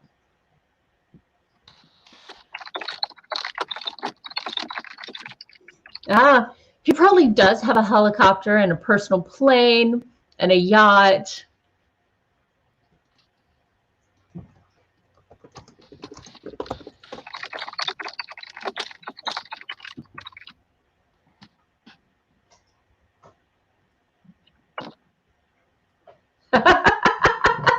Whatever verby feelings. I mean, if their feelings are mutual. No, I get it. I get that. It's just like, give me something with emotion. You know, this is feelings. This is the part we read books for the feelings. Right. Yeah. So okay, I'm gonna read the next last two paragraphs. Losing the woman he could love is Ryan's greatest fear and the reason he hasn't allowed himself to have any long-term meaningful relationships. Oh, what? He watched James alienate himself from all of his family, friends, and business associates until he has no companions except the ones he pays. Ryan is desperate not to follow in his footsteps and decides the best way to fight James is to use the power of his family. He meets with Adam, Catherine, and his mother, who suddenly exists, to bring the family together, figure out a solution to the mess they've made, and remove James's control over each of their lives. With a surprising protectiveness and cunning, their nameless mother puts a plan in motion, giving each of her children a title and ownership of the company, and removing James from the enterprise. I mean, he was on his way out, but whatever. Liz delivers her resignation to James and walks out of the Landon Enterprises building for the last time. The day the news breaks that the Landon children have taken control of the family enterprise, Ryan is at Liz's door. He asks for a second chance without the involvement of his family. Although Liz understands James's ongoing influence over his children, Ryan's actions give her hope. She tips up his cowboy hat and wraps her arms around him for a kiss. I think it should be his dad. I have a couple plot issues here. Oh, yeah. Yeah, a couple plot issues here, politely. So his mother, we don't know her role in the company, but how is she able, from a business perspective, to give them titles in the business? Just poofy there. There's a board, right? There's going to be control. This is a billion-dollar company. They're not going to let one person ruin. It's a very common trope in movies where you have rich people doing stuff, is we just pretend that you can do awful things. Right. There are systems in place to prevent this. And if we were going to believe that a mother can do this, we have to see her active in the business. It might also help if you gave her a fucking name. Yeah. So, I mean, she could be chairwoman. I don't care, but we need to build her before, 2 seconds before the ends. Because right now it feels like you wrote yourself into a plot corner and you need, oh God, there's a mother. Let's have her save the day, which is lazy to me. Yeah, what is the mess they've made? So far, the only thing I know about is somebody's a gold digger. That's not really a mess. That's bad press, but it doesn't do anything to the company. Bad press off too. And yeah, they lost the multi-million-dollar deal, but that was before Dad was going to retire. And what's stopping them naming someone Dad retiring, and then the person saying, "Oh, and now we're going to share it with my siblings." If they have the role to anoint, the heir, then the heir, once they take over, can be like, "And these two are working with me." Okay, I have a question. Okay, so we have Adam, we have Ryan, and we have Catherine, right? Yes. So she has to pick between Adam and Ryan because Catherine's not available for that, right? Well, Adam, Catherine is ineligible, right? according to Dad, yes. So it's between Adam, who wants it, and Ryan, who doesn't. Why was he even blackmailing in the first place? What is the plot? One person doesn't want it, the other person does. Gee, I don't know. What is the plot? I genuinely don't understand where the plot is here. We have someone who wants something and is going to get it, and someone who doesn't want something and is not going to try. And we also have someone who wants it but can't get it. Yeah.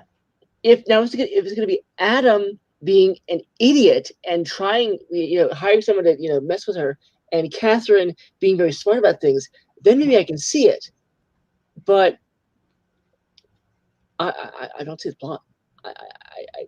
How about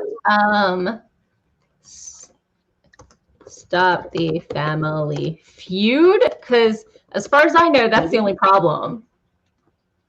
They're not even, I guess. But again, the bigger issue, am I missing something, or is there actually no plot here? Because you have one person who doesn't want it and is not going to get it. Another person who does want it and is going to get it. Like there's no third. I feel like we don't see Catherine trying to get it, do we? Did I miss that? Yes, we do. She's blackmailing and says I totally should be considered, and she's pressuring. Considered, yeah, but not like. Let me see. And I think as soon as Dude starts blackmailing her, she's like, well, I don't think he should be in charge of a company if he's going to go that low.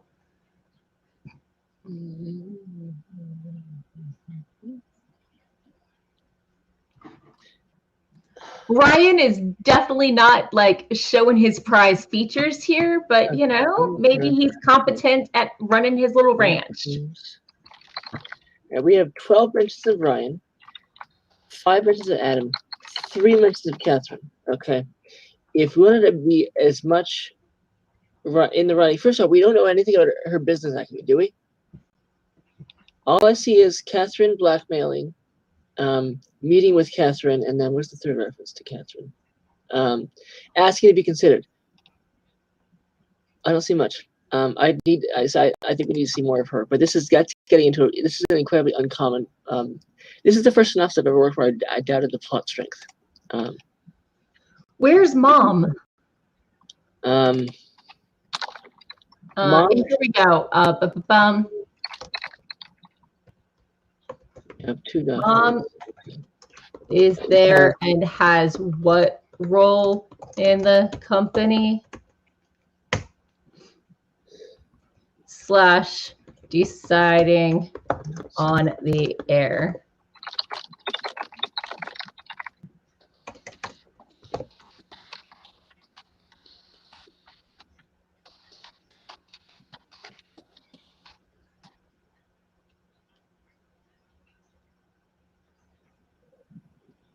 We've got 2 cases of threatening. How about we have him blackmail and her threaten? Hold on a second.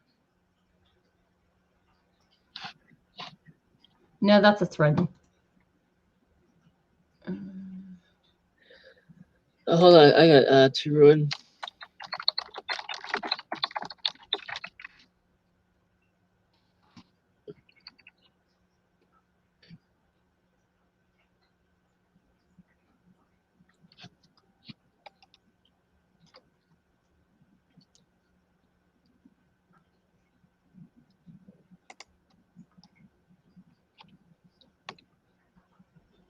Okay.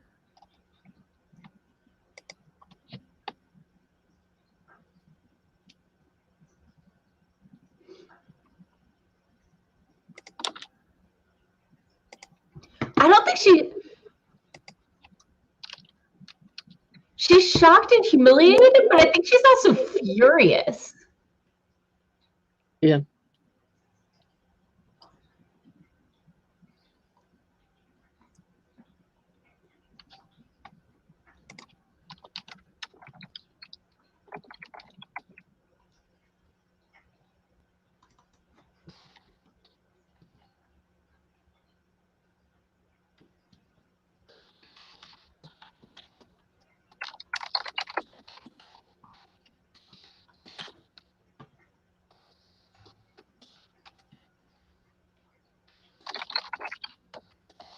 I don't think we need the losing the woman as the greatest fear, because that hasn't come up at all.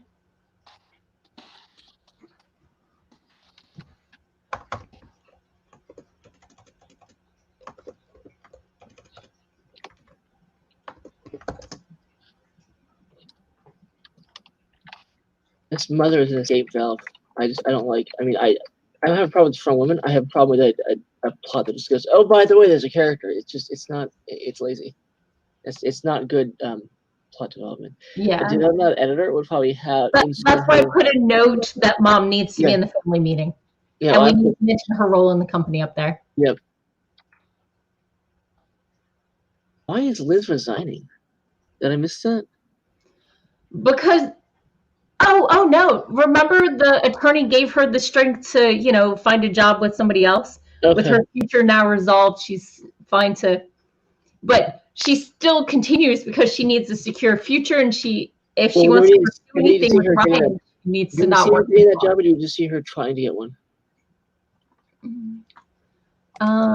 It says courage to call, and then says now that she's regained control of her professional life. That doesn't tell me she's got a job. That tells me it's just spiraling anymore. You don't get control unless you got the job. I'm going to use a word you're not going to like. It vague. How about who quickly send her an offer? Sure, something like this. We need to, because rage quitting, like, that doesn't say power to me. That just says fatigue. And we have her walking out of the place. Okay.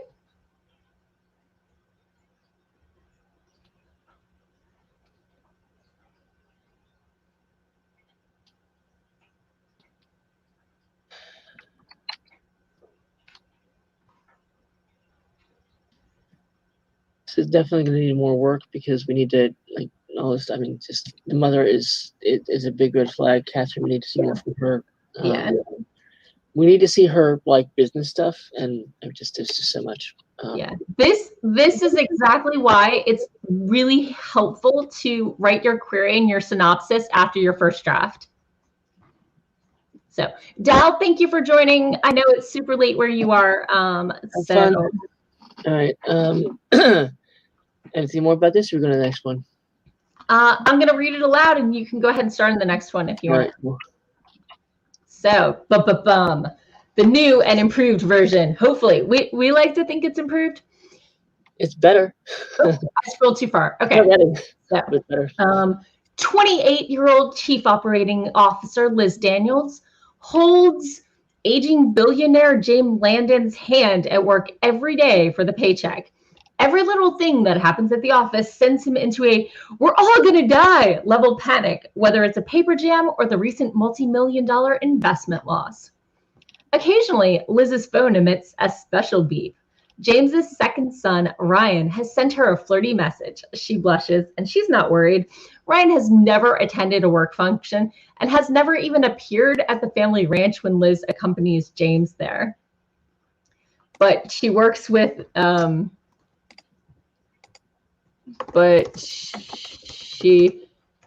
she's all business with his big brother.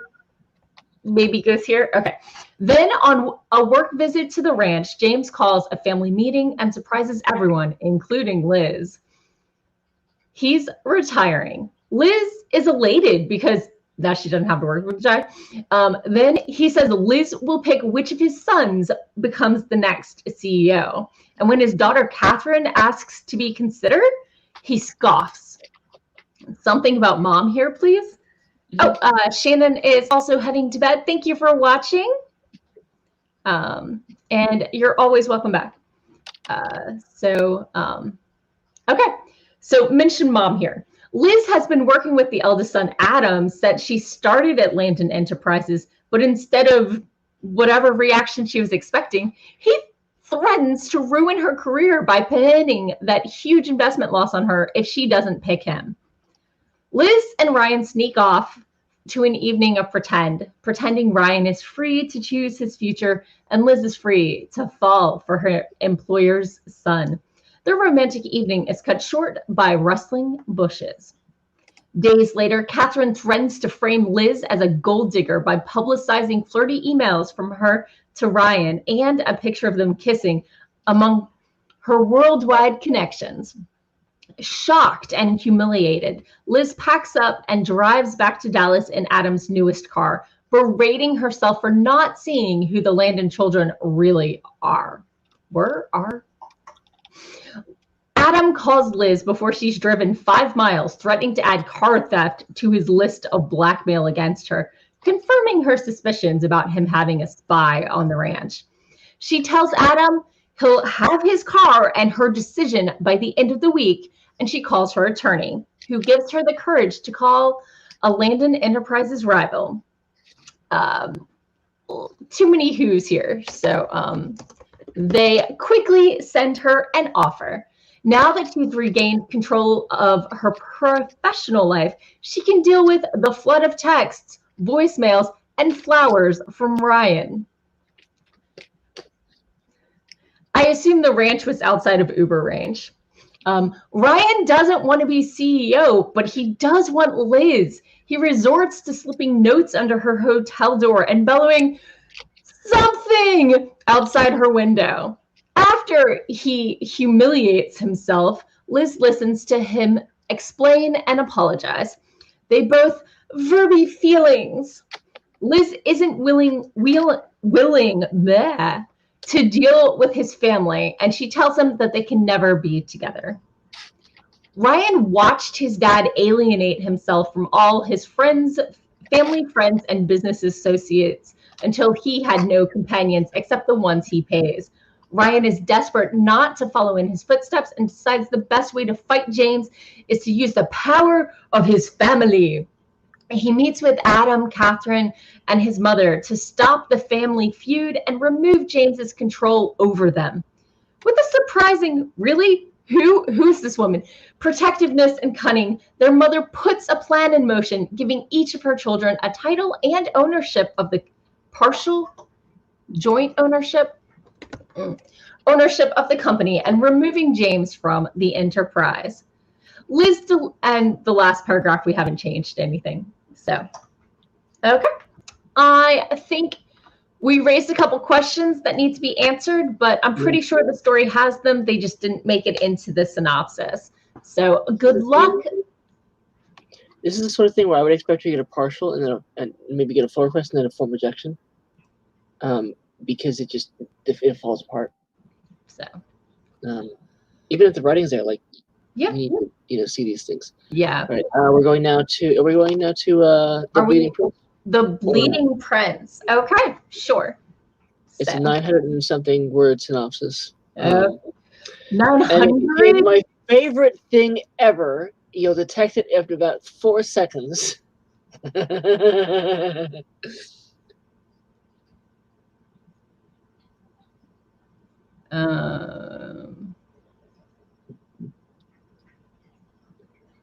How many proper nouns do we have? I mean, we only have 3 in the first paragraph. And then? Right. I am going to institute a break real quick. Yeah. Let's all stretch and get some water. Yeah, food. Yeah, I need food. There are 5 proper nouns in the first 5 lines.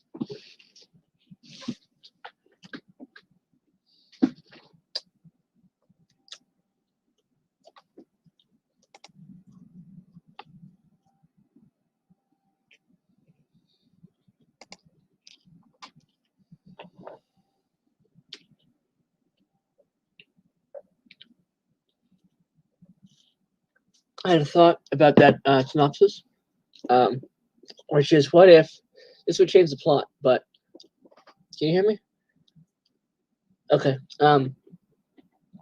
If the mother is distancing herself from her kids' stuff, right, and she's just quietly, happily, along in the business, it might make sense for her, as the only person who looks like she's in charge of her emotions and all that, to be the person that Liz goes to say, "Hey, you run this thing," and then maybe mom backs off because she's embarrassed by her kids. I don't know. You know what? This is your thing. This is my husband's thing. I'm staying out of it, right?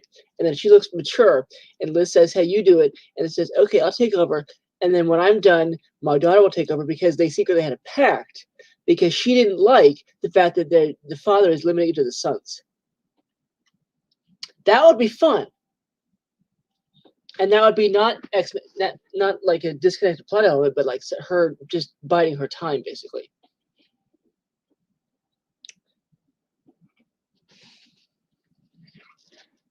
But we still need to see the mother earlier. Whatever it is, like if you're going to use her as a character who's essential to the climax of the book, she has to be there, basically. Definitely. Okay, so I'm going to read the first 2 paragraphs, and let's go ahead and get started.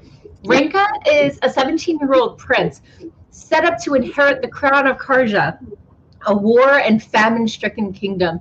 He witnesses the death of a beloved uncle during battle at the hands of the nomad hordes from the Tragras desert. Gilbert, king of the prosperous kingdom of Lucia, has no male heirs. He sends Karja a proposal for a marriage alliance, food, in exchange for Renka to marry his daughter and renounce his title. Renka and his father grow distant after the death of Renka's uncle, until his father receives Gilbert's proposal. Renka pushes his skeptical father to invite an ambassador to come. So is there another heir for Karja? So first off, we have 5 names in the first 4 lines. Whoop. Suggestions. Sorry. Yep.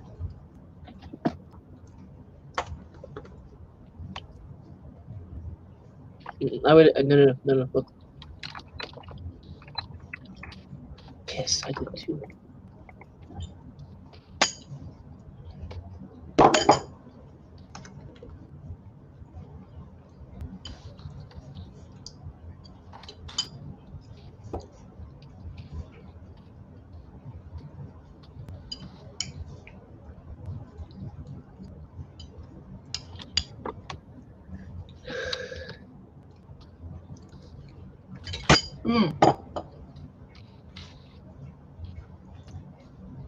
What if we put war and famine stricken as adjectives to Karja? The war and famine stricken, the throne of, Karja. There. Exactly. Yep. Okay. With the J.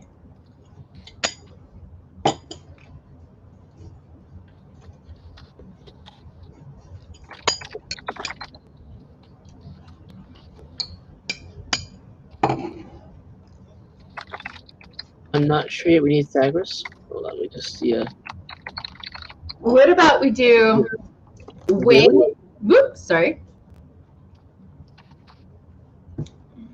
Why is that not? Hold on. This is really weird. It's not showing up at all. We actually have a name that appears nowhere else in this entire thing? Yeah, wow, okay. This is a thing you can do. Okay, if you prop right now there's nowhere else in the thing, toss it. You don't need it. What do we lose by losing that noun? Do the nomad hordes show up again? Desert hordes. Nomads? Desert hordes. Okay. Desert hordes. There. Because that does. I have 4 results for desert ho. Yeah, desert hordes 3, desert hordes 4. Yep, they show up 4 times. Yep.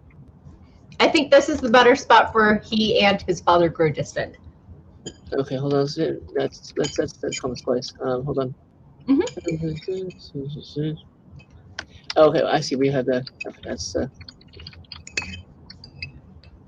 That makes it a little more active rather than just a backstory paragraph. Okay, is this something that happens after this way? Yeah. Okay. Prosperous.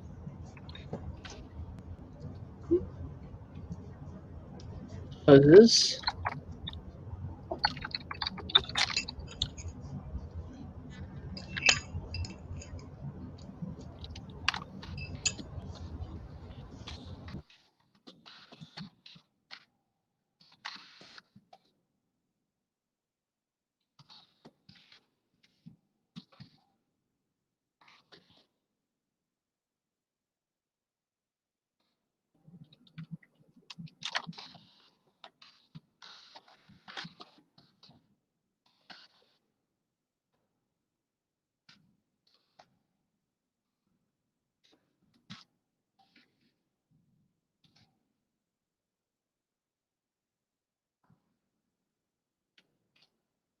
Come where? Oh, yeah.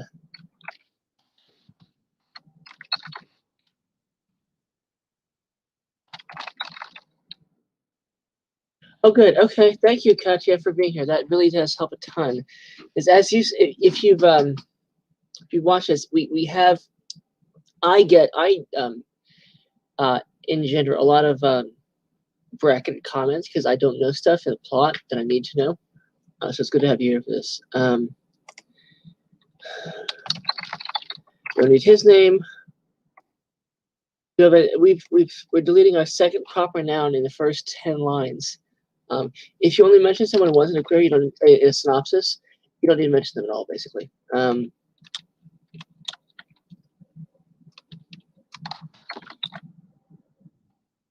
Baron. Nope. Don't need that either.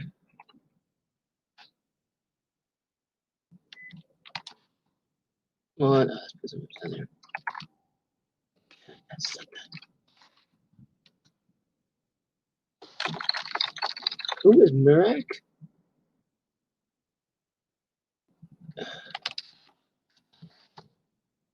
Where's Mirak? Who's Mirak, Katya? I don't see the name. Did I miss something, or is Mirak not identified? The first use of Mirak is here? It's Dad. His father, okay. If you look at the next paragraph, you can see they're arguing about it, so. Okay.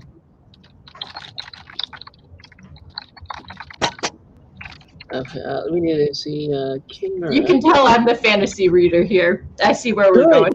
Because I mean... Mirak doubts that the ambassador wants... Okay, what is it? What intention is this that the I don't understand. Do you understand, Morgan, the intentions thing? If this were a verb, what would it be? Wants what?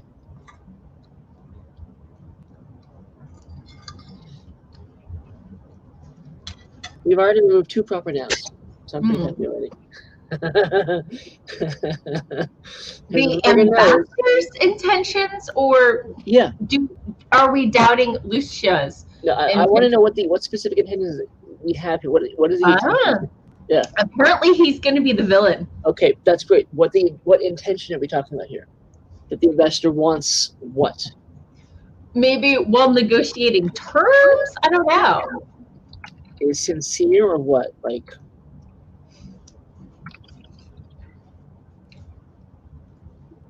the alliance to be a success. Maybe he wants war.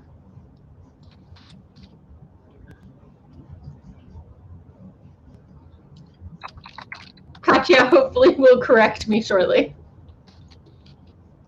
Hope she does. Hope she tells us everything. It's great to have her here too.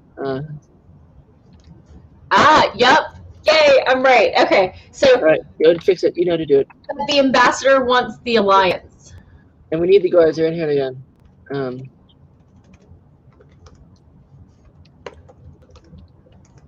Another.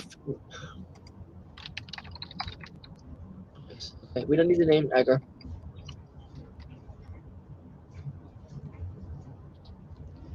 When you mention it twice, we can do the cousin. Do we need the cousin, the captain?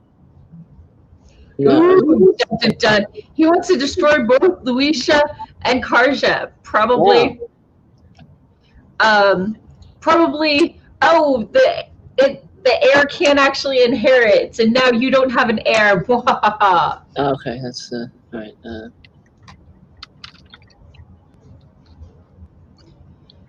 Does Dad lit Rankin? This is process language. You don't need it.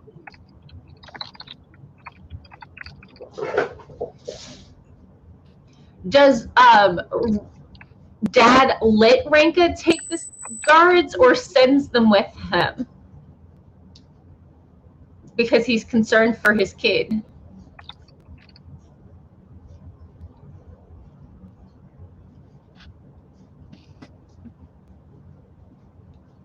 Okay, let me read the second two paragraphs since I haven't read it yet.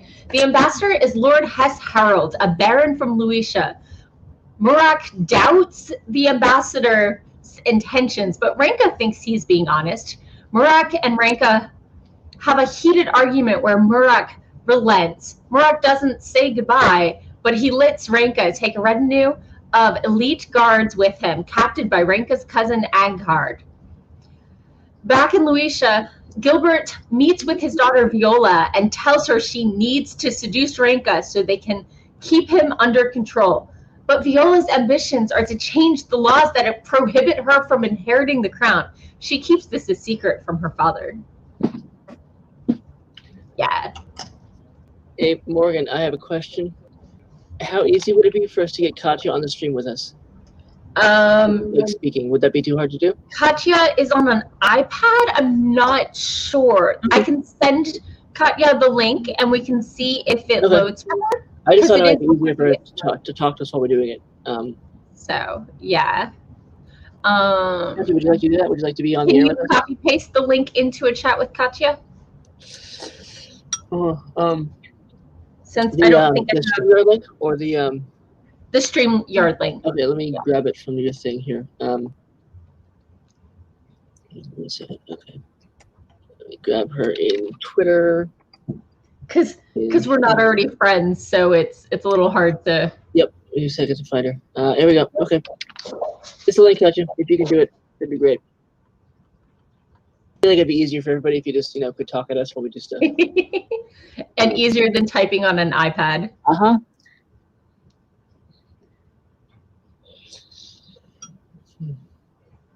I sent you the thing on Twitter. I don't think you have to install anything, but I'm not sure. But ideally, it'd be the three of us on this strip here on the side, and then she'd be right below one of us or whatever in the middle here, and then the text would still be massive there. Can you enlarge the text there on the screen? Can you make the window bigger? Like make it take up a no, not like that, not like that. No. Take it back down once. Okay. Can you no. Oh, I can change the font size, yeah. No. That's not No? easy. Okay, make the viewing window larger. Extend it vertically. That killed it. Now I can't see you, which I don't care about, but you might want to. You might care about it. Okay. If that's our size, then that's our size. That's fine. That's probably a formatting issue with the software. See anything? No. All right. If I make it narrower, it goes, but then it gets too narrow. Okay, I just want to be able to see more text, but it's fine. I've got it here. I just wanted to know. Okay. All right. But you see now, you see the process language here that I talked about? Yeah. Yeah. It's an easy thing to cut, right? We don't need to know that he's meeting with her. We just need to know what happens.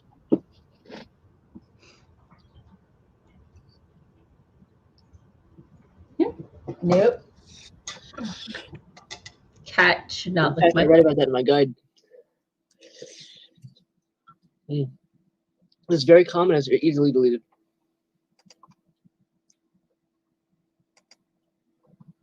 Is she there yet? No, she's not. Jess, do you have trouble understanding me? When I talk, 83,000 words a minute. Because Morgan has professional experience talking at a normal pace, and I do not. You ready to come in? Give me a thumbs up when you're ready, Katya. And I will try not to eat Doritos loudly on the stream. I'm trying to eat quietly here. You ready? Okay. And Hooray! then You made it! Yay! Hooray! All right. Okay, let's do this. Okay. Give me just 1 second. I need to fix something on my earbuds. Okay. This is complicated. Okay. Oh, we need to cap it. Viola, did we cap? We need to cap all these, right? We can do that later. That's a process thing that lots of formatting things easy to fix. Okay. Let's see.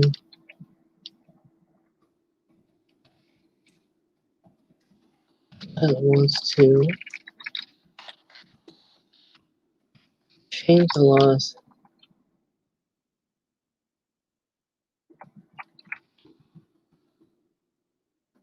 Okay, how do we know this thing here? How do we know that she wants to change the law? In the book, how does oh, she left. Damn. it sounds like Viola is the point of view character, maybe? I don't know. I haven't seen the queer for it, so I don't know. One watching. Wow, that's okay.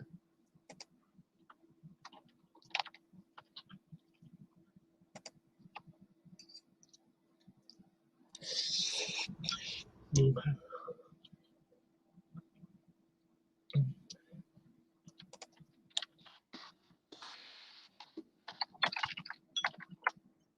I disappear? No, I was in it.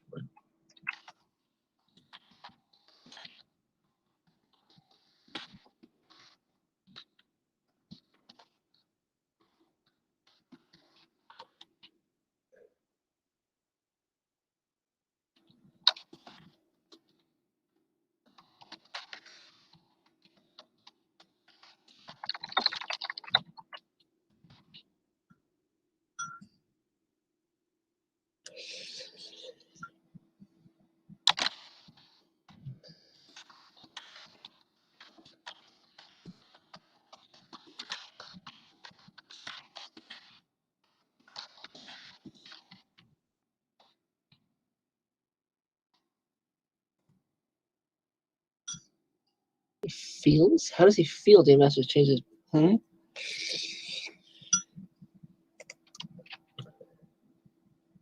Hmm.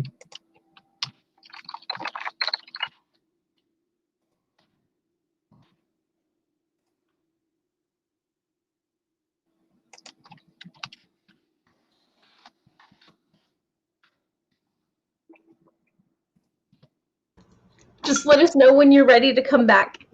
If you want to, that's great. If you want to stay there where it's safer, that's fine. If the connection's not working, that's Yeah, that's the thing I was worried about. Because you never know.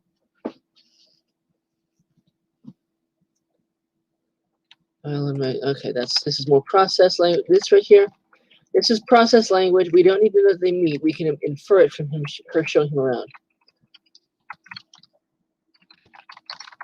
If they meet and there's something significant about before the palace tour, then tell us what happened. So we don't need to know the schematics of the thing, unless they've been separated by whatever distance for forever, and they finally meet and blah blah. That's where you want to say they meet. But the important thing here is the. Oh, okay. That's fun.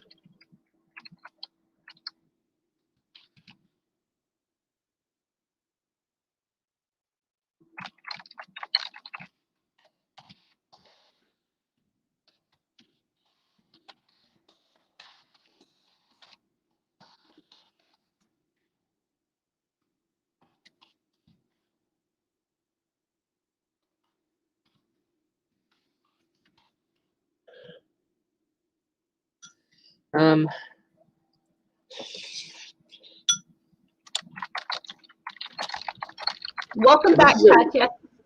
Hello. You okay? That's Ooh, yeah, that's your about to connection be. might have it. That's going to be a fail to join, I think. Yeah, I I'm gonna think stick she to the just chat. froze. Drats. It was such a great idea. It was. We should do it for the future, though. Definitely. If the person wants it, because some people might not, they might want to avoid having other feelings because we are destroying these things. I mean, I respectfully, but we're just. I mean, when you have the entire some screen of us crushed slightly more out, respectfully than others. I feel very seen. But like you saw what I did with rewriting the entire thing from Carrie.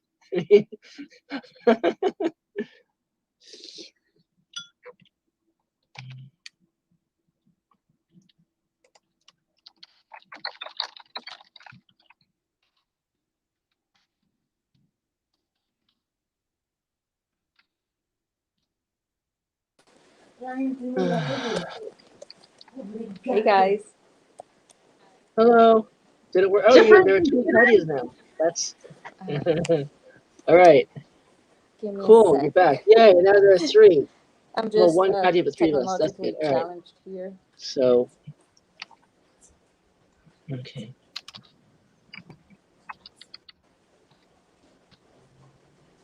Okay, this is more process language. Franka and his cousin. I'm going to delete all this. I think it's working now. Explore palace. And we don't even say that. Franka and his cousin discover Louisa's army is tiny. Yes? If they're And prosperous, they should be able to afford an army. Where is the money going?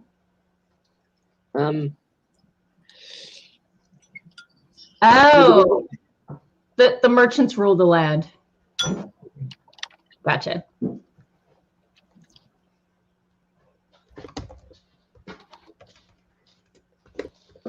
Who? What? Okay, there's no noun here. There's no noun here.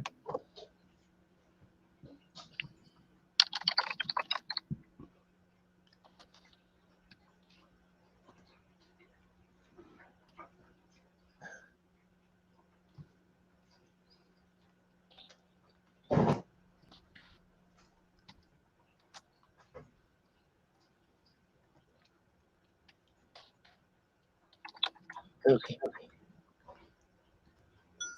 We need a subject for that sentence. Yeah, is Aghar the one trying to? I would bet. I would guess it's Agar, but I don't know. I'm a couple paragraphs behind on reading out. So Okay. Franka travels to Luisha, but he feels the ambassador has changed his attitude and starts hesitating about his own choice. Viola and Ranka meet, and Viola shows him around the palace, acting demure and flirtatious. But once alone, Viola lets Ranka know her real intent and tries to convince him there are better ways to form an alliance between Karja and Luisia. The day after Ranka arrives in Luisia, he sets out with his cousin Aghar to explore the Luisian palace, and they discover Luisia barely has an army. Outraged by Luisia's lack of defenses, especially now that the desert hordes are also trying to cross into Luisia, sets out to train Luisia's army. Ranka meets with the High Council and realizes they have no respect for their king, who they see as wasteful. A few days later, he escapes the palace, disguised as a commoner, and visits the market, where he converses with some merchants. His sense that Luisians have no love for their king deepens.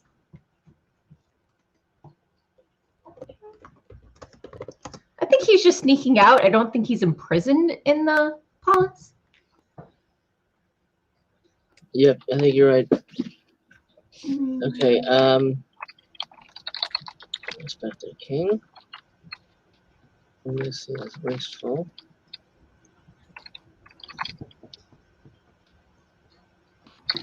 We don't even know how long. As soon as, I mean, it's Welcome a back, day Katya. it's a week later. Hey, Hello can again. you hear me? Can you guys hear me? Yes, I can hear you. Yeah, can you hear us? Okay. Yeah, I can hear you well. Hey, right. About your question, no, he's not in prison. Yeah. He just doesn't want anyone to see him Right. sneaking around and asking questions. Right. Right. Yeah. So that's why I thought he was sneaking out rather than escaping. Yeah. So Yeah, this is fun.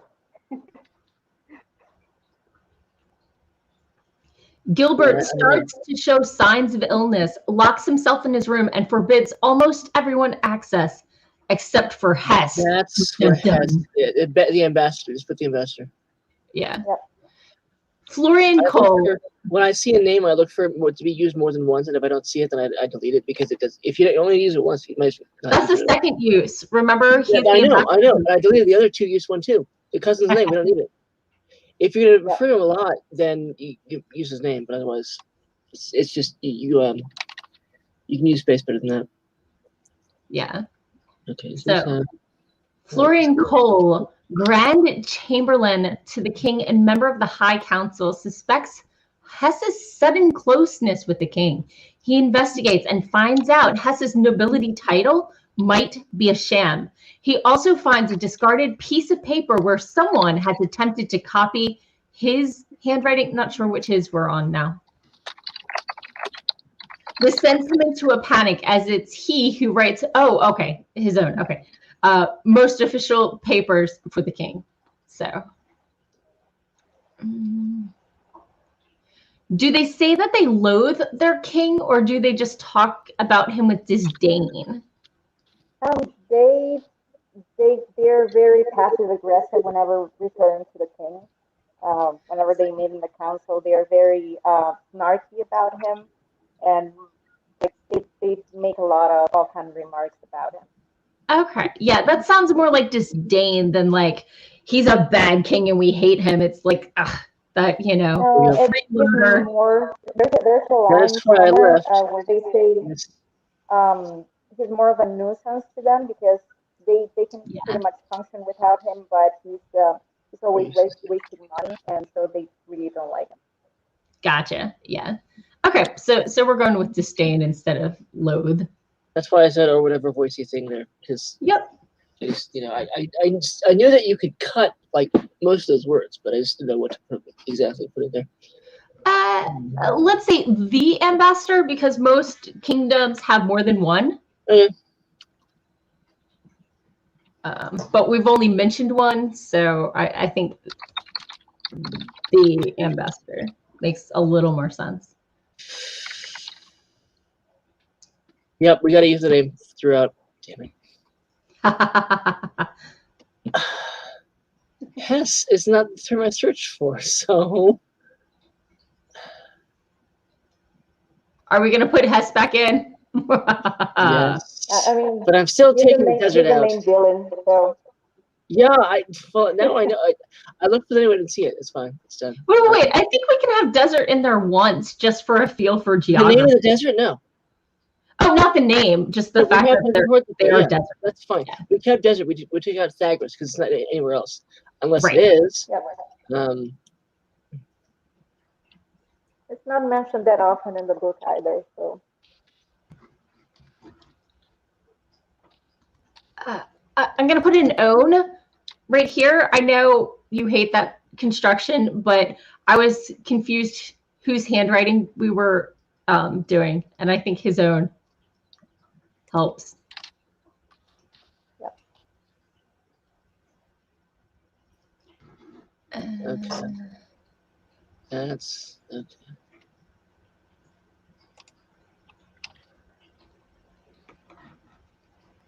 Process for.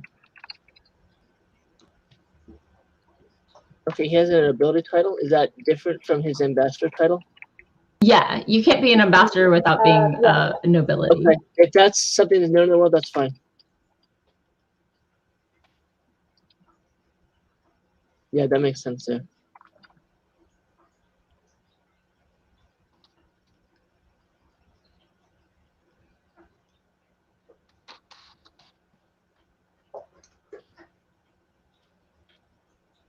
Nice. Name 2. Okay. Wait. You hate the thing acting on person. Don't you want it to be he panics as? He's the one who Do writes. you want to imitate me, Morgan? You go right ahead, darling. Are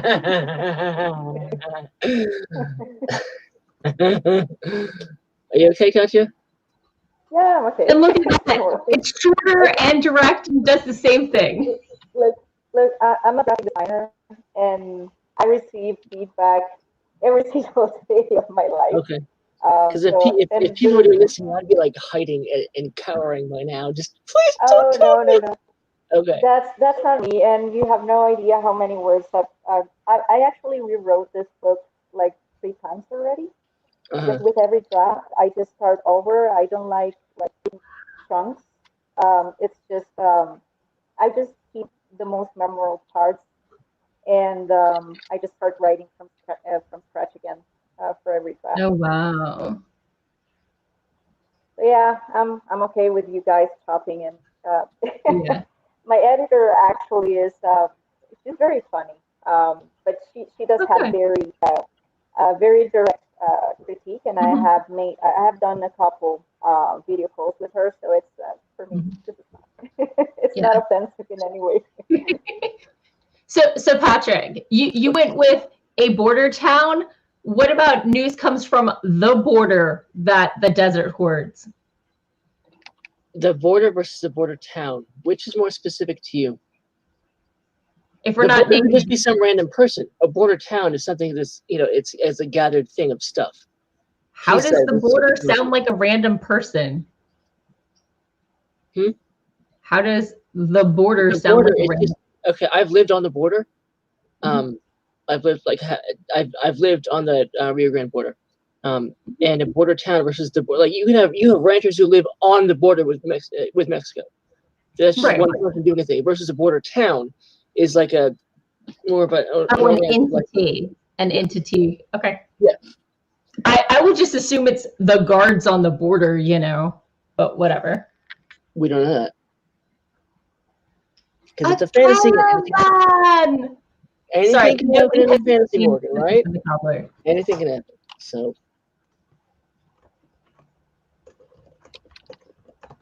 Okay, how far within right where I've highlighted? How many days or weeks until the wedding at that point? Like, are they moving up huge or not a lot? Sorry, what was the question? Okay, where we should celebrate the wedding ahead of time. How long ahead of time are we talking? Like days or a year? No, a year. Almost a year. The king promises the council that they will have a year to consider Ranka, whether he is worthy of inheriting the crown, and gives them the liberty to decide whether they want to declare the alliance null and void. But he convinces them that way because they are reluctant at first. And he tells them, don't worry about this. You'll have a year to decide whether you like him or not. But then he tricks them into marrying them before time. So yeah, it's a year.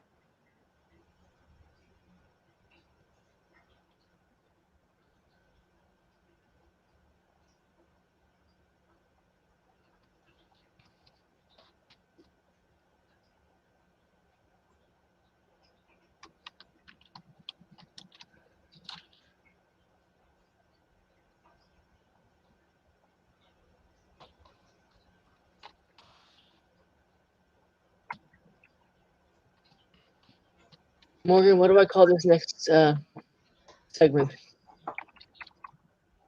I'm sorry. What do I call this? Beautiful. You call it beautiful. That's definitely the word.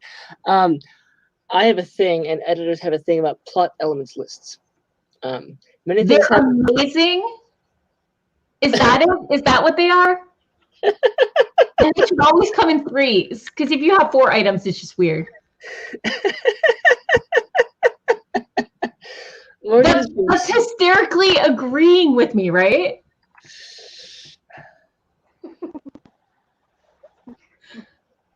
I love lists. Lists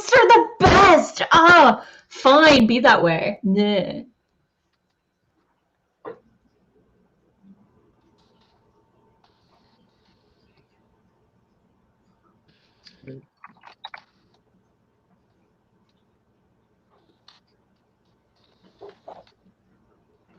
So anyway, I'm gonna read while you edit because I have fun reading. Go ahead, I can't. You do your reading, and So, I can't do news that. comes from the border town of Rebels that the desert hordes have murdered a caravan outside their gates and are gathering in great numbers.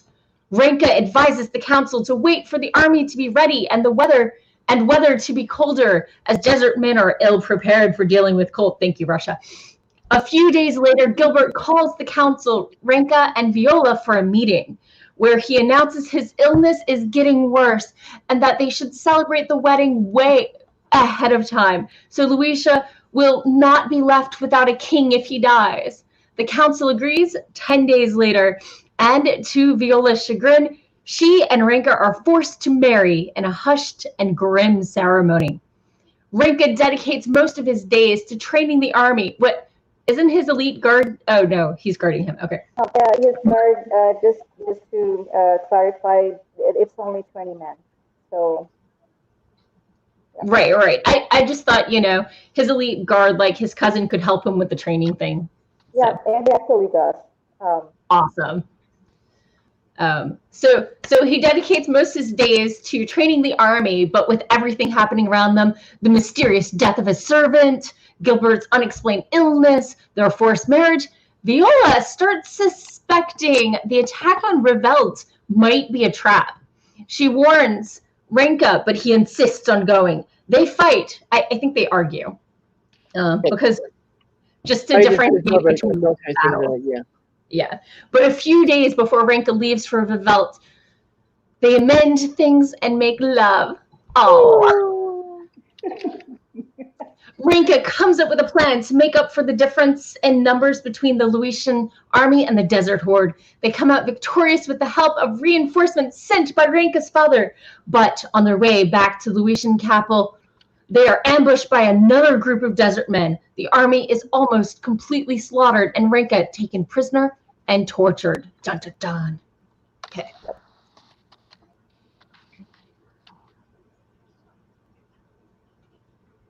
Okay.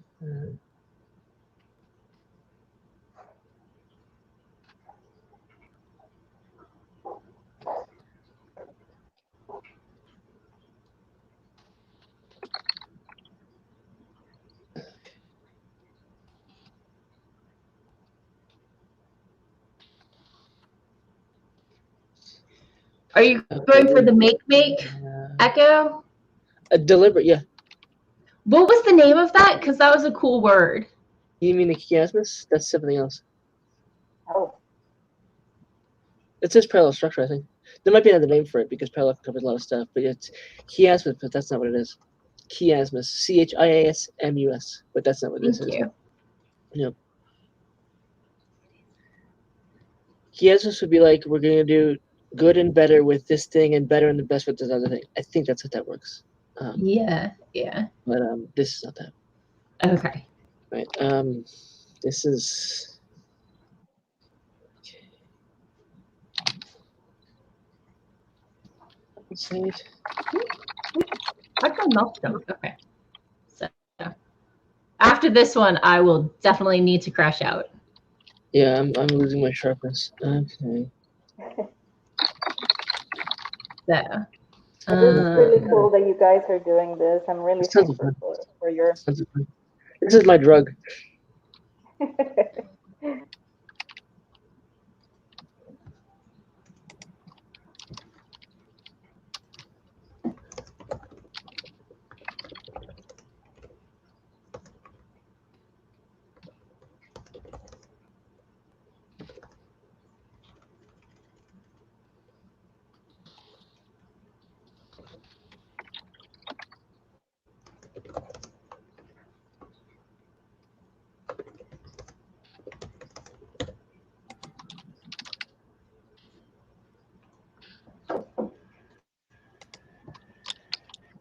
Woo!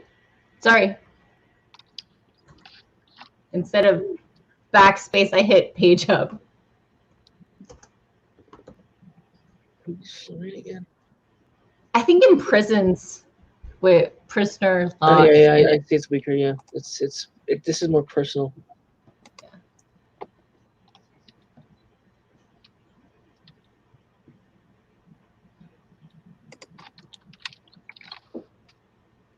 Need that.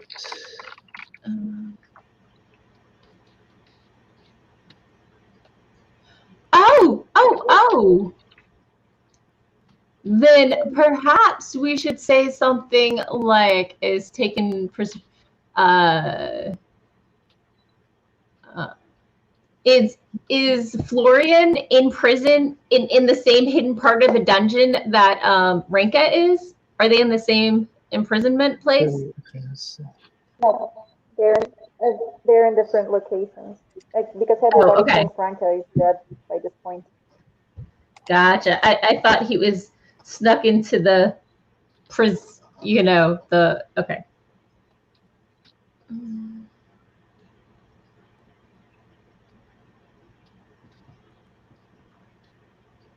Process verb.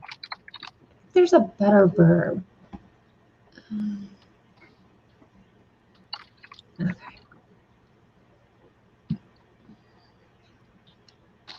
Okay, let me read the next section. So Florian starts finding out more things. As Florian starts finding out more things, he is taken prisoner by Hess and locked in a closed part of the dungeons. Hess reveals to him that he hates Gilbert and all he wants is to see Louisa destroyed. Hess also visits Renka during his captivity and offers him to ally together in destroying Louisa, but Renka refuses. Renka manages to escape his captors, and Viola finds him half dead in the gardens. Once he recovers, he asks to speak with the council to reveal Hess's plan. The captain of the palace guard rescues Florian from the dungeons, and together they set out to find out what happened to the food that was owed to Karja as part of the marriage agreement, which never arrived at its destination. They return to the palace to reveal the complex ploy through which Hess falsified Florian's handwriting and give fake purchase orders to the farmers to steal the grain, which was then delivered to the desert men. How did he get that connection? He used the fake purchase orders because he was so close with the king, and there's a very complex ploy in there that I didn't know how to explain here in so few words, but he Hess is the one who's been falsifying the document, and the king knows, and he plays dumb and asks him about it, and well, the thing is enabling everything that Hess is doing because they are conniving together, but it's really Hess manipulating the king into doing these things.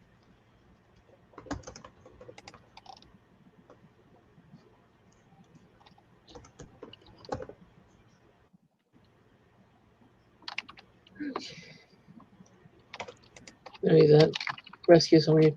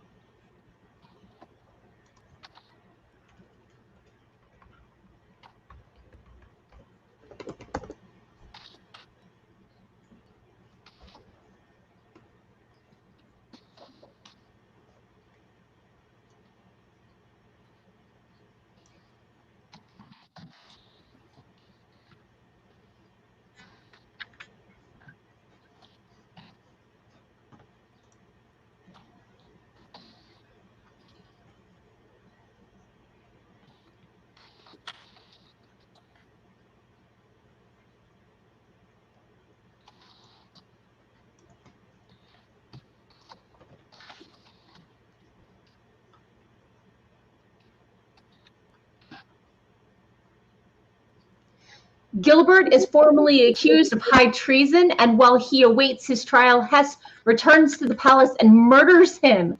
After guards ring the alarm that the king is dead, they chase Hess into the woods and manage to wound him, but can't kill him. He curls up under a tree until he loses consciousness.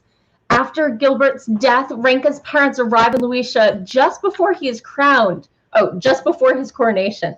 Ranka and his father confess to each other how regretful they are for the break in their relationship and promise to amend things. The story ends with Viola telling Ranka she's pregnant again and she still wants to change the succession law in case her first baby is a girl. And Ranka vowing to make peace with the desert once and for all. And there is something that now that I analyze it, I don't know if I mentioned it or if I cut it out, but Viola actually was pregnant after Ranka left for war, and her dad ordered Hess to get rid of the baby. I was about to ask you. So pregnant is a particular word, as you may know. I was like, I don't remember seeing pregnant before in this. So. Well, that was clearly a jump forward. Okay, so is she now pregnant only once in this book, or is it twice? Yeah, I was just analyzing that right now because I mentioned the word again in the last paragraph, that she's pregnant again. But I think I cut that out, the part where she miscarries. So. Okay. All right, so did you have a word count goal for this, or just wanted it to be better? Wait. Does the Hess thing come after Dad is? Do they return and reveal Hess's plan after Gilbert is killed? I didn't hear the question, Morgan. Sorry, you're cutting off a lot for me. Sorry. Does Florian reveal Hess's plot after Gilbert is killed? No, that's before. They accuse then why is Gilbert killed? After Florian. Because that was Hess's plan from the beginning. The king does something horrible to him at the very beginning of the book, yeah, that's his motivation. I understand what he really wants.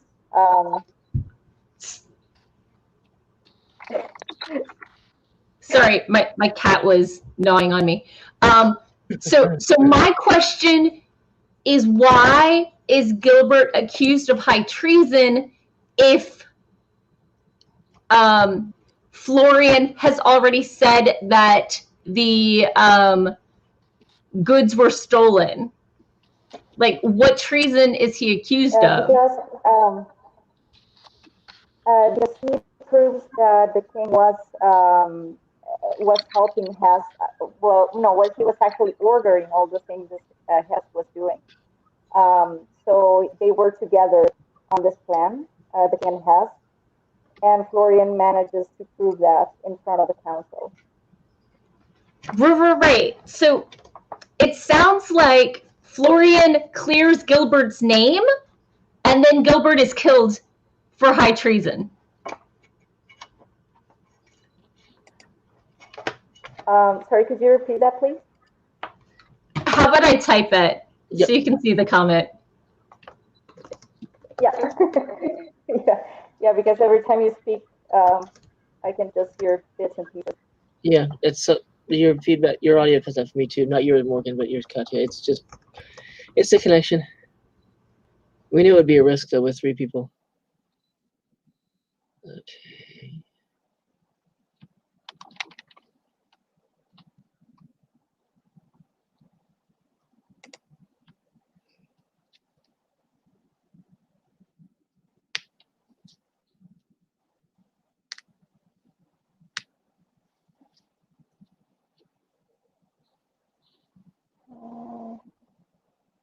No, actually, Florian does not clear Gilbert's name. He actually manages to sink him in more because he reveals all the plots that Tim and Hess were weaving together. So Florian is actually the one who ends up damning him more.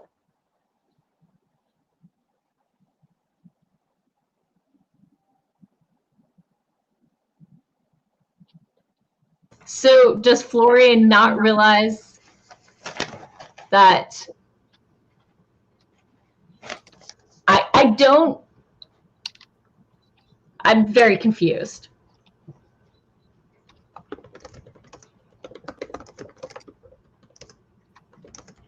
I think she's typing. No, one of you is typing. I can hear the tapping.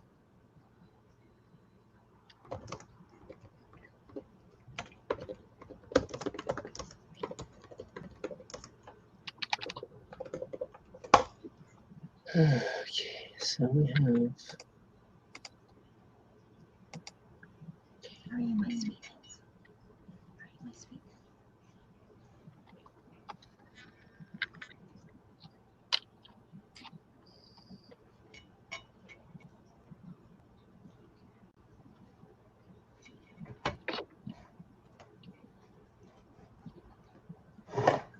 That should be a period.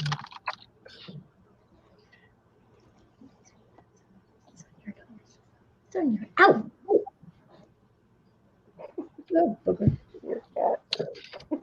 Gentle. Morgan, you get to fix that because I don't understand what's going on. I can't follow the plot closely enough because fantasy just. Yeah. Okay. We need that detail in there.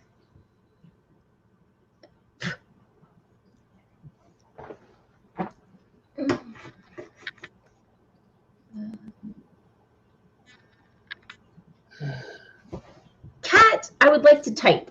You need to move. When has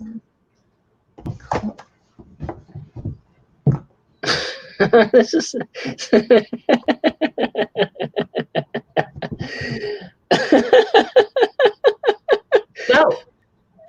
go. You batted my hand. Stop it. I don't want you to tell me to go.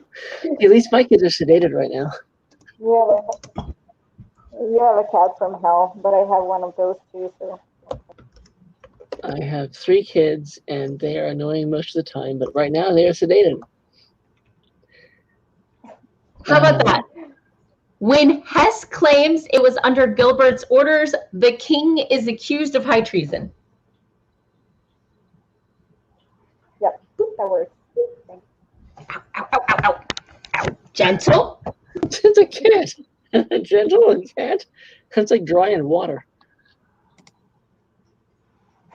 Okay. Hey, baby. Who's my kitty boy? Yeah. Okay. See, now you've got a bunch of stuff to cross out here, Katya. And by a bunch of stuff, I mean,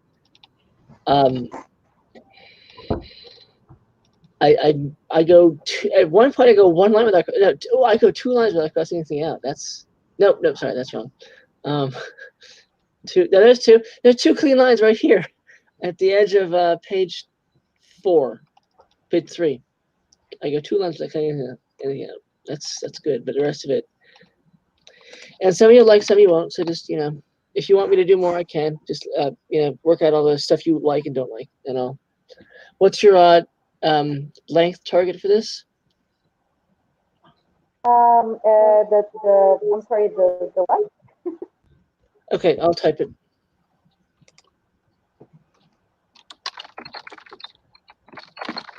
Yep, please.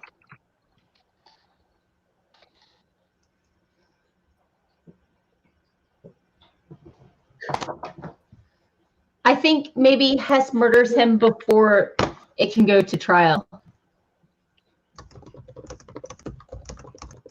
Yeah, that's right. Well, I don't Totally edits. I have a goal in terms of this is a very there's a lot of subplots that I cut out of this. I think this is very close to the bare minimum right now.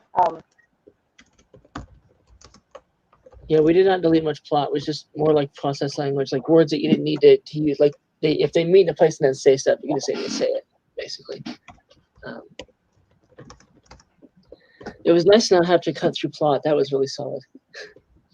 I really don't like having to delete the entire B plot once I figure out what it is.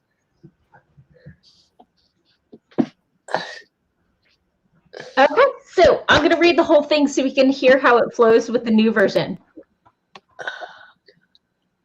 17-year-old Prince Renka is heir to the throne of war and famine-stricken Karja. After he witnesses desert hordes kill his beloved uncle, he and his father, King Merrick, grow distant. King Gilbert of the prosperous kingdom of Luisha has no male heirs. He proposes that Renka marry his daughter in exchange for food, and Renka renouncing his title. Renka pushes his skeptical father to invite a Luisha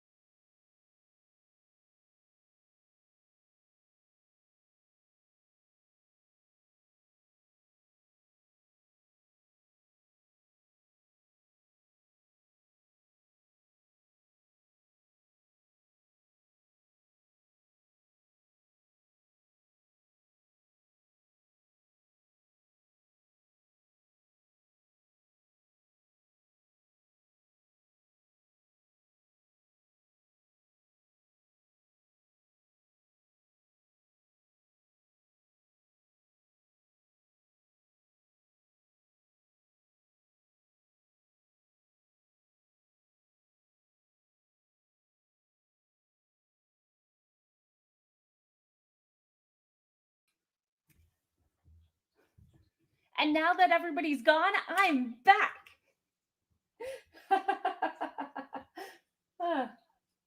So I think I will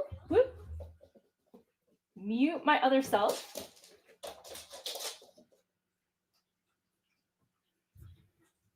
Dun, dun, dun. Okay, so now that I am back online, I think I will reshare and finish doing that last read through, just so for completeness sake and for anybody watching the rerun. So, hey, Patrick's back to you. Sorry about that. I closed that thing seriously 4 seconds, and then I hear you, and it's like, okay, I'll get into the last little bit of this. Yeah. So I'm really tired. It's fun, but it's exhausting. Right. So I've done 3 I got semesters. my router rebooted, I guess. Hooray! Hooray! So let me finish the read through, and then we will seriously peace out because it's late. It's gonna be like 1 a.m. when you finish because you read with the speed of I'm stopping. King Gilbert, king of the prosperous kingdom of Luitia, has no male heirs. He sends Karja a proposal for a marriage alliance, food in exchange for Renka to marry his daughter and renounce his title. Renka and his father grew distant. Oh wait, I'm reading the new version. You are reading the old. I was like, please don't read the. I saved us from the old. I love you, Patrick, but I saved us from the old. This is process language. Right. King Gilbert of the prosperous kingdom of Luitia has no male heirs. He proposes that Renka marry his daughter in exchange for food and Renka renouncing his title. Renka pushes his skeptical father to invite a Luitia ambassador to come, so Ambassador Hess does. Murak doubts that the ambassador wants the alliance to secede, but Renka thinks he's being honest. Murak and Renka argue, and Murak relents. He doesn't say goodbye, but he sends a retinue of elite guards, captained by Renka's cousin. In Luitia, Gilbert tells his daughter Viola she needs to seduce Renka so they can control him. But Viola wants to change the laws that prohibit her from inheriting the crown. She keeps this a secret from her father. But if it's that point of view, we want Viola first, not Gilbert. That's what I mean. Renka travels to Luitia, but he feels the ambassador has changed his he feels Hess has changed his attitude and reconsiders his own choice. Viola shows Renka around the palace, acting demure and flirtatious, but once alone, she tells Renka she wants to change the secession laws and tries to convince him there are better ways to form an alliance, and he reacts somehow. Renka and his cousin discover Luisa's army is tiny. Renka is outraged by Luisia's lack of defenses as desert hordes are trying to cross into Luitia, so he sets out to train Luisia's army. We clearly see the connection there because he's traumatized by his uncle's death. Okay. Renka meets with the High Council and realizes they don't respect their king, whom they see as wasteful. Soon, he sneaks out, disguises as a commoner, and visits the market and talks to merchants who disdain their king. Gilbert starts to show signs of illness, locks himself in his room, and allows only the ambassador to visit. Florian Cole, Grand Chamberlain to the king and member of the High Council, is suspicious of Hess's sudden closeness with the king. He finds out Hess's nobility title might be a sham. He also finds a discarded piece of paper where someone has attempted to copy his own handwriting. He panics as he writes most official papers for the king. News comes from a border town that the desert hordes have murdered a caravan outside their gates and are amassing. Renka advises the council to wait for the army to be ready and the weather to be colder, as desert men are ill-prepared for dealing with the cold. Days later, Gilbert calls the council, Renka, and Viola for a meeting.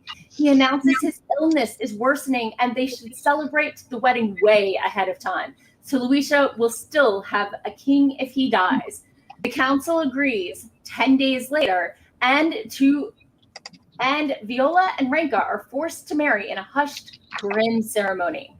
Renka focuses on training the army, but when a servant dies mysteriously, adding to the list of unusual events, Viola suspects the border town attack might be a trap. She warns Ranka, but he insists on going. They argue, but days before Ranka leaves for we didn't name the town. So days before Ranka leaves, they make up and make love. Ranka comes up with a plan to make a difference in numbers between the Luitian army and the Desert Horde. They win with the help of reinforcements sent by Ranka's father. But on their way back to Luitia, they are ambushed by another group of desert men. The army is almost completely slaughtered and Ranka taken prisoner and tortured. Florian's investigations are halted when Hess takes him prisoner and locks him in the dungeons. Hess tells him he hates Gilbert and he wants only to see Luitia destroyed. Hess visits Ranka and offers to ally in destroying Luitia, but Ranka refuses. Ranka manages to escape Ranka escapes, and Viola finds him half dead in the gardens. Once he recovers, he asks to tell the council Hess's plans. The palace guard captain rescues Florian, then helps him investigate the food shipments which never arrived in Karja. They return to the palace and accuse Hess of falsifying Florian's handwriting and giving fake purchase orders to the farmers to steal the grain, which was delivered to the desert men. When Hess claims it was under Gilbert's orders, the king is accused of high treason. Hess murders... let's put a name in here. Murders Gilbert before he can go to trial. After guards ring the alarm that the king is dead, they chase Hess into the woods and wound him, but they can't kill him. He curls up under a tree and loses consciousness. After Gilbert dies, Ranka's parents arrive just before he is crowned. He and his father confess to each other how they regret falling apart and promise to mend things. I think just mend, not amend. Viola tells Ranka she's pregnant and she still wants to change the secession law in case her baby is a girl. Ranka vows to make peace with the desert once and for all. So we got it all present tense and a little more streamlined and a lot more active instead of listing of events, which is so easy to do. Yeah, the emotion and flow of stuff is you can write short, but you can also, it sounds like a timeline where you needed to have, escalation of stuff. Which is a good way to start, but maybe not. It is. And I recommend that people do that, in fact. They just, write, a sentence about it, thing. But then you get like this choppy listed stuff and you have to, make it sound at least a little bit interesting. Because otherwise, just get through it. It's gonna be... Sorry, I read a little faster for you. Thank you. Because otherwise we'd still be on like, no, I'm not going to say it. I do voice acting and I'm told to go at a certain pace because it's better for the voice. I know. I can hear when people are going faster. Brian goes at a certain pace when he's doing his job because that's the job. And you can hear him when he has to speed up. And it just, that strain because he's used to being at a certain pace of words so people can understand. Yeah. And it drives me up the wall. But I think it's time for us to say our goodbyes for real. Thank you, anyone who came back after that long absence. We're happy to say goodnight. And check me out everywhere as Morgan Hazelwood.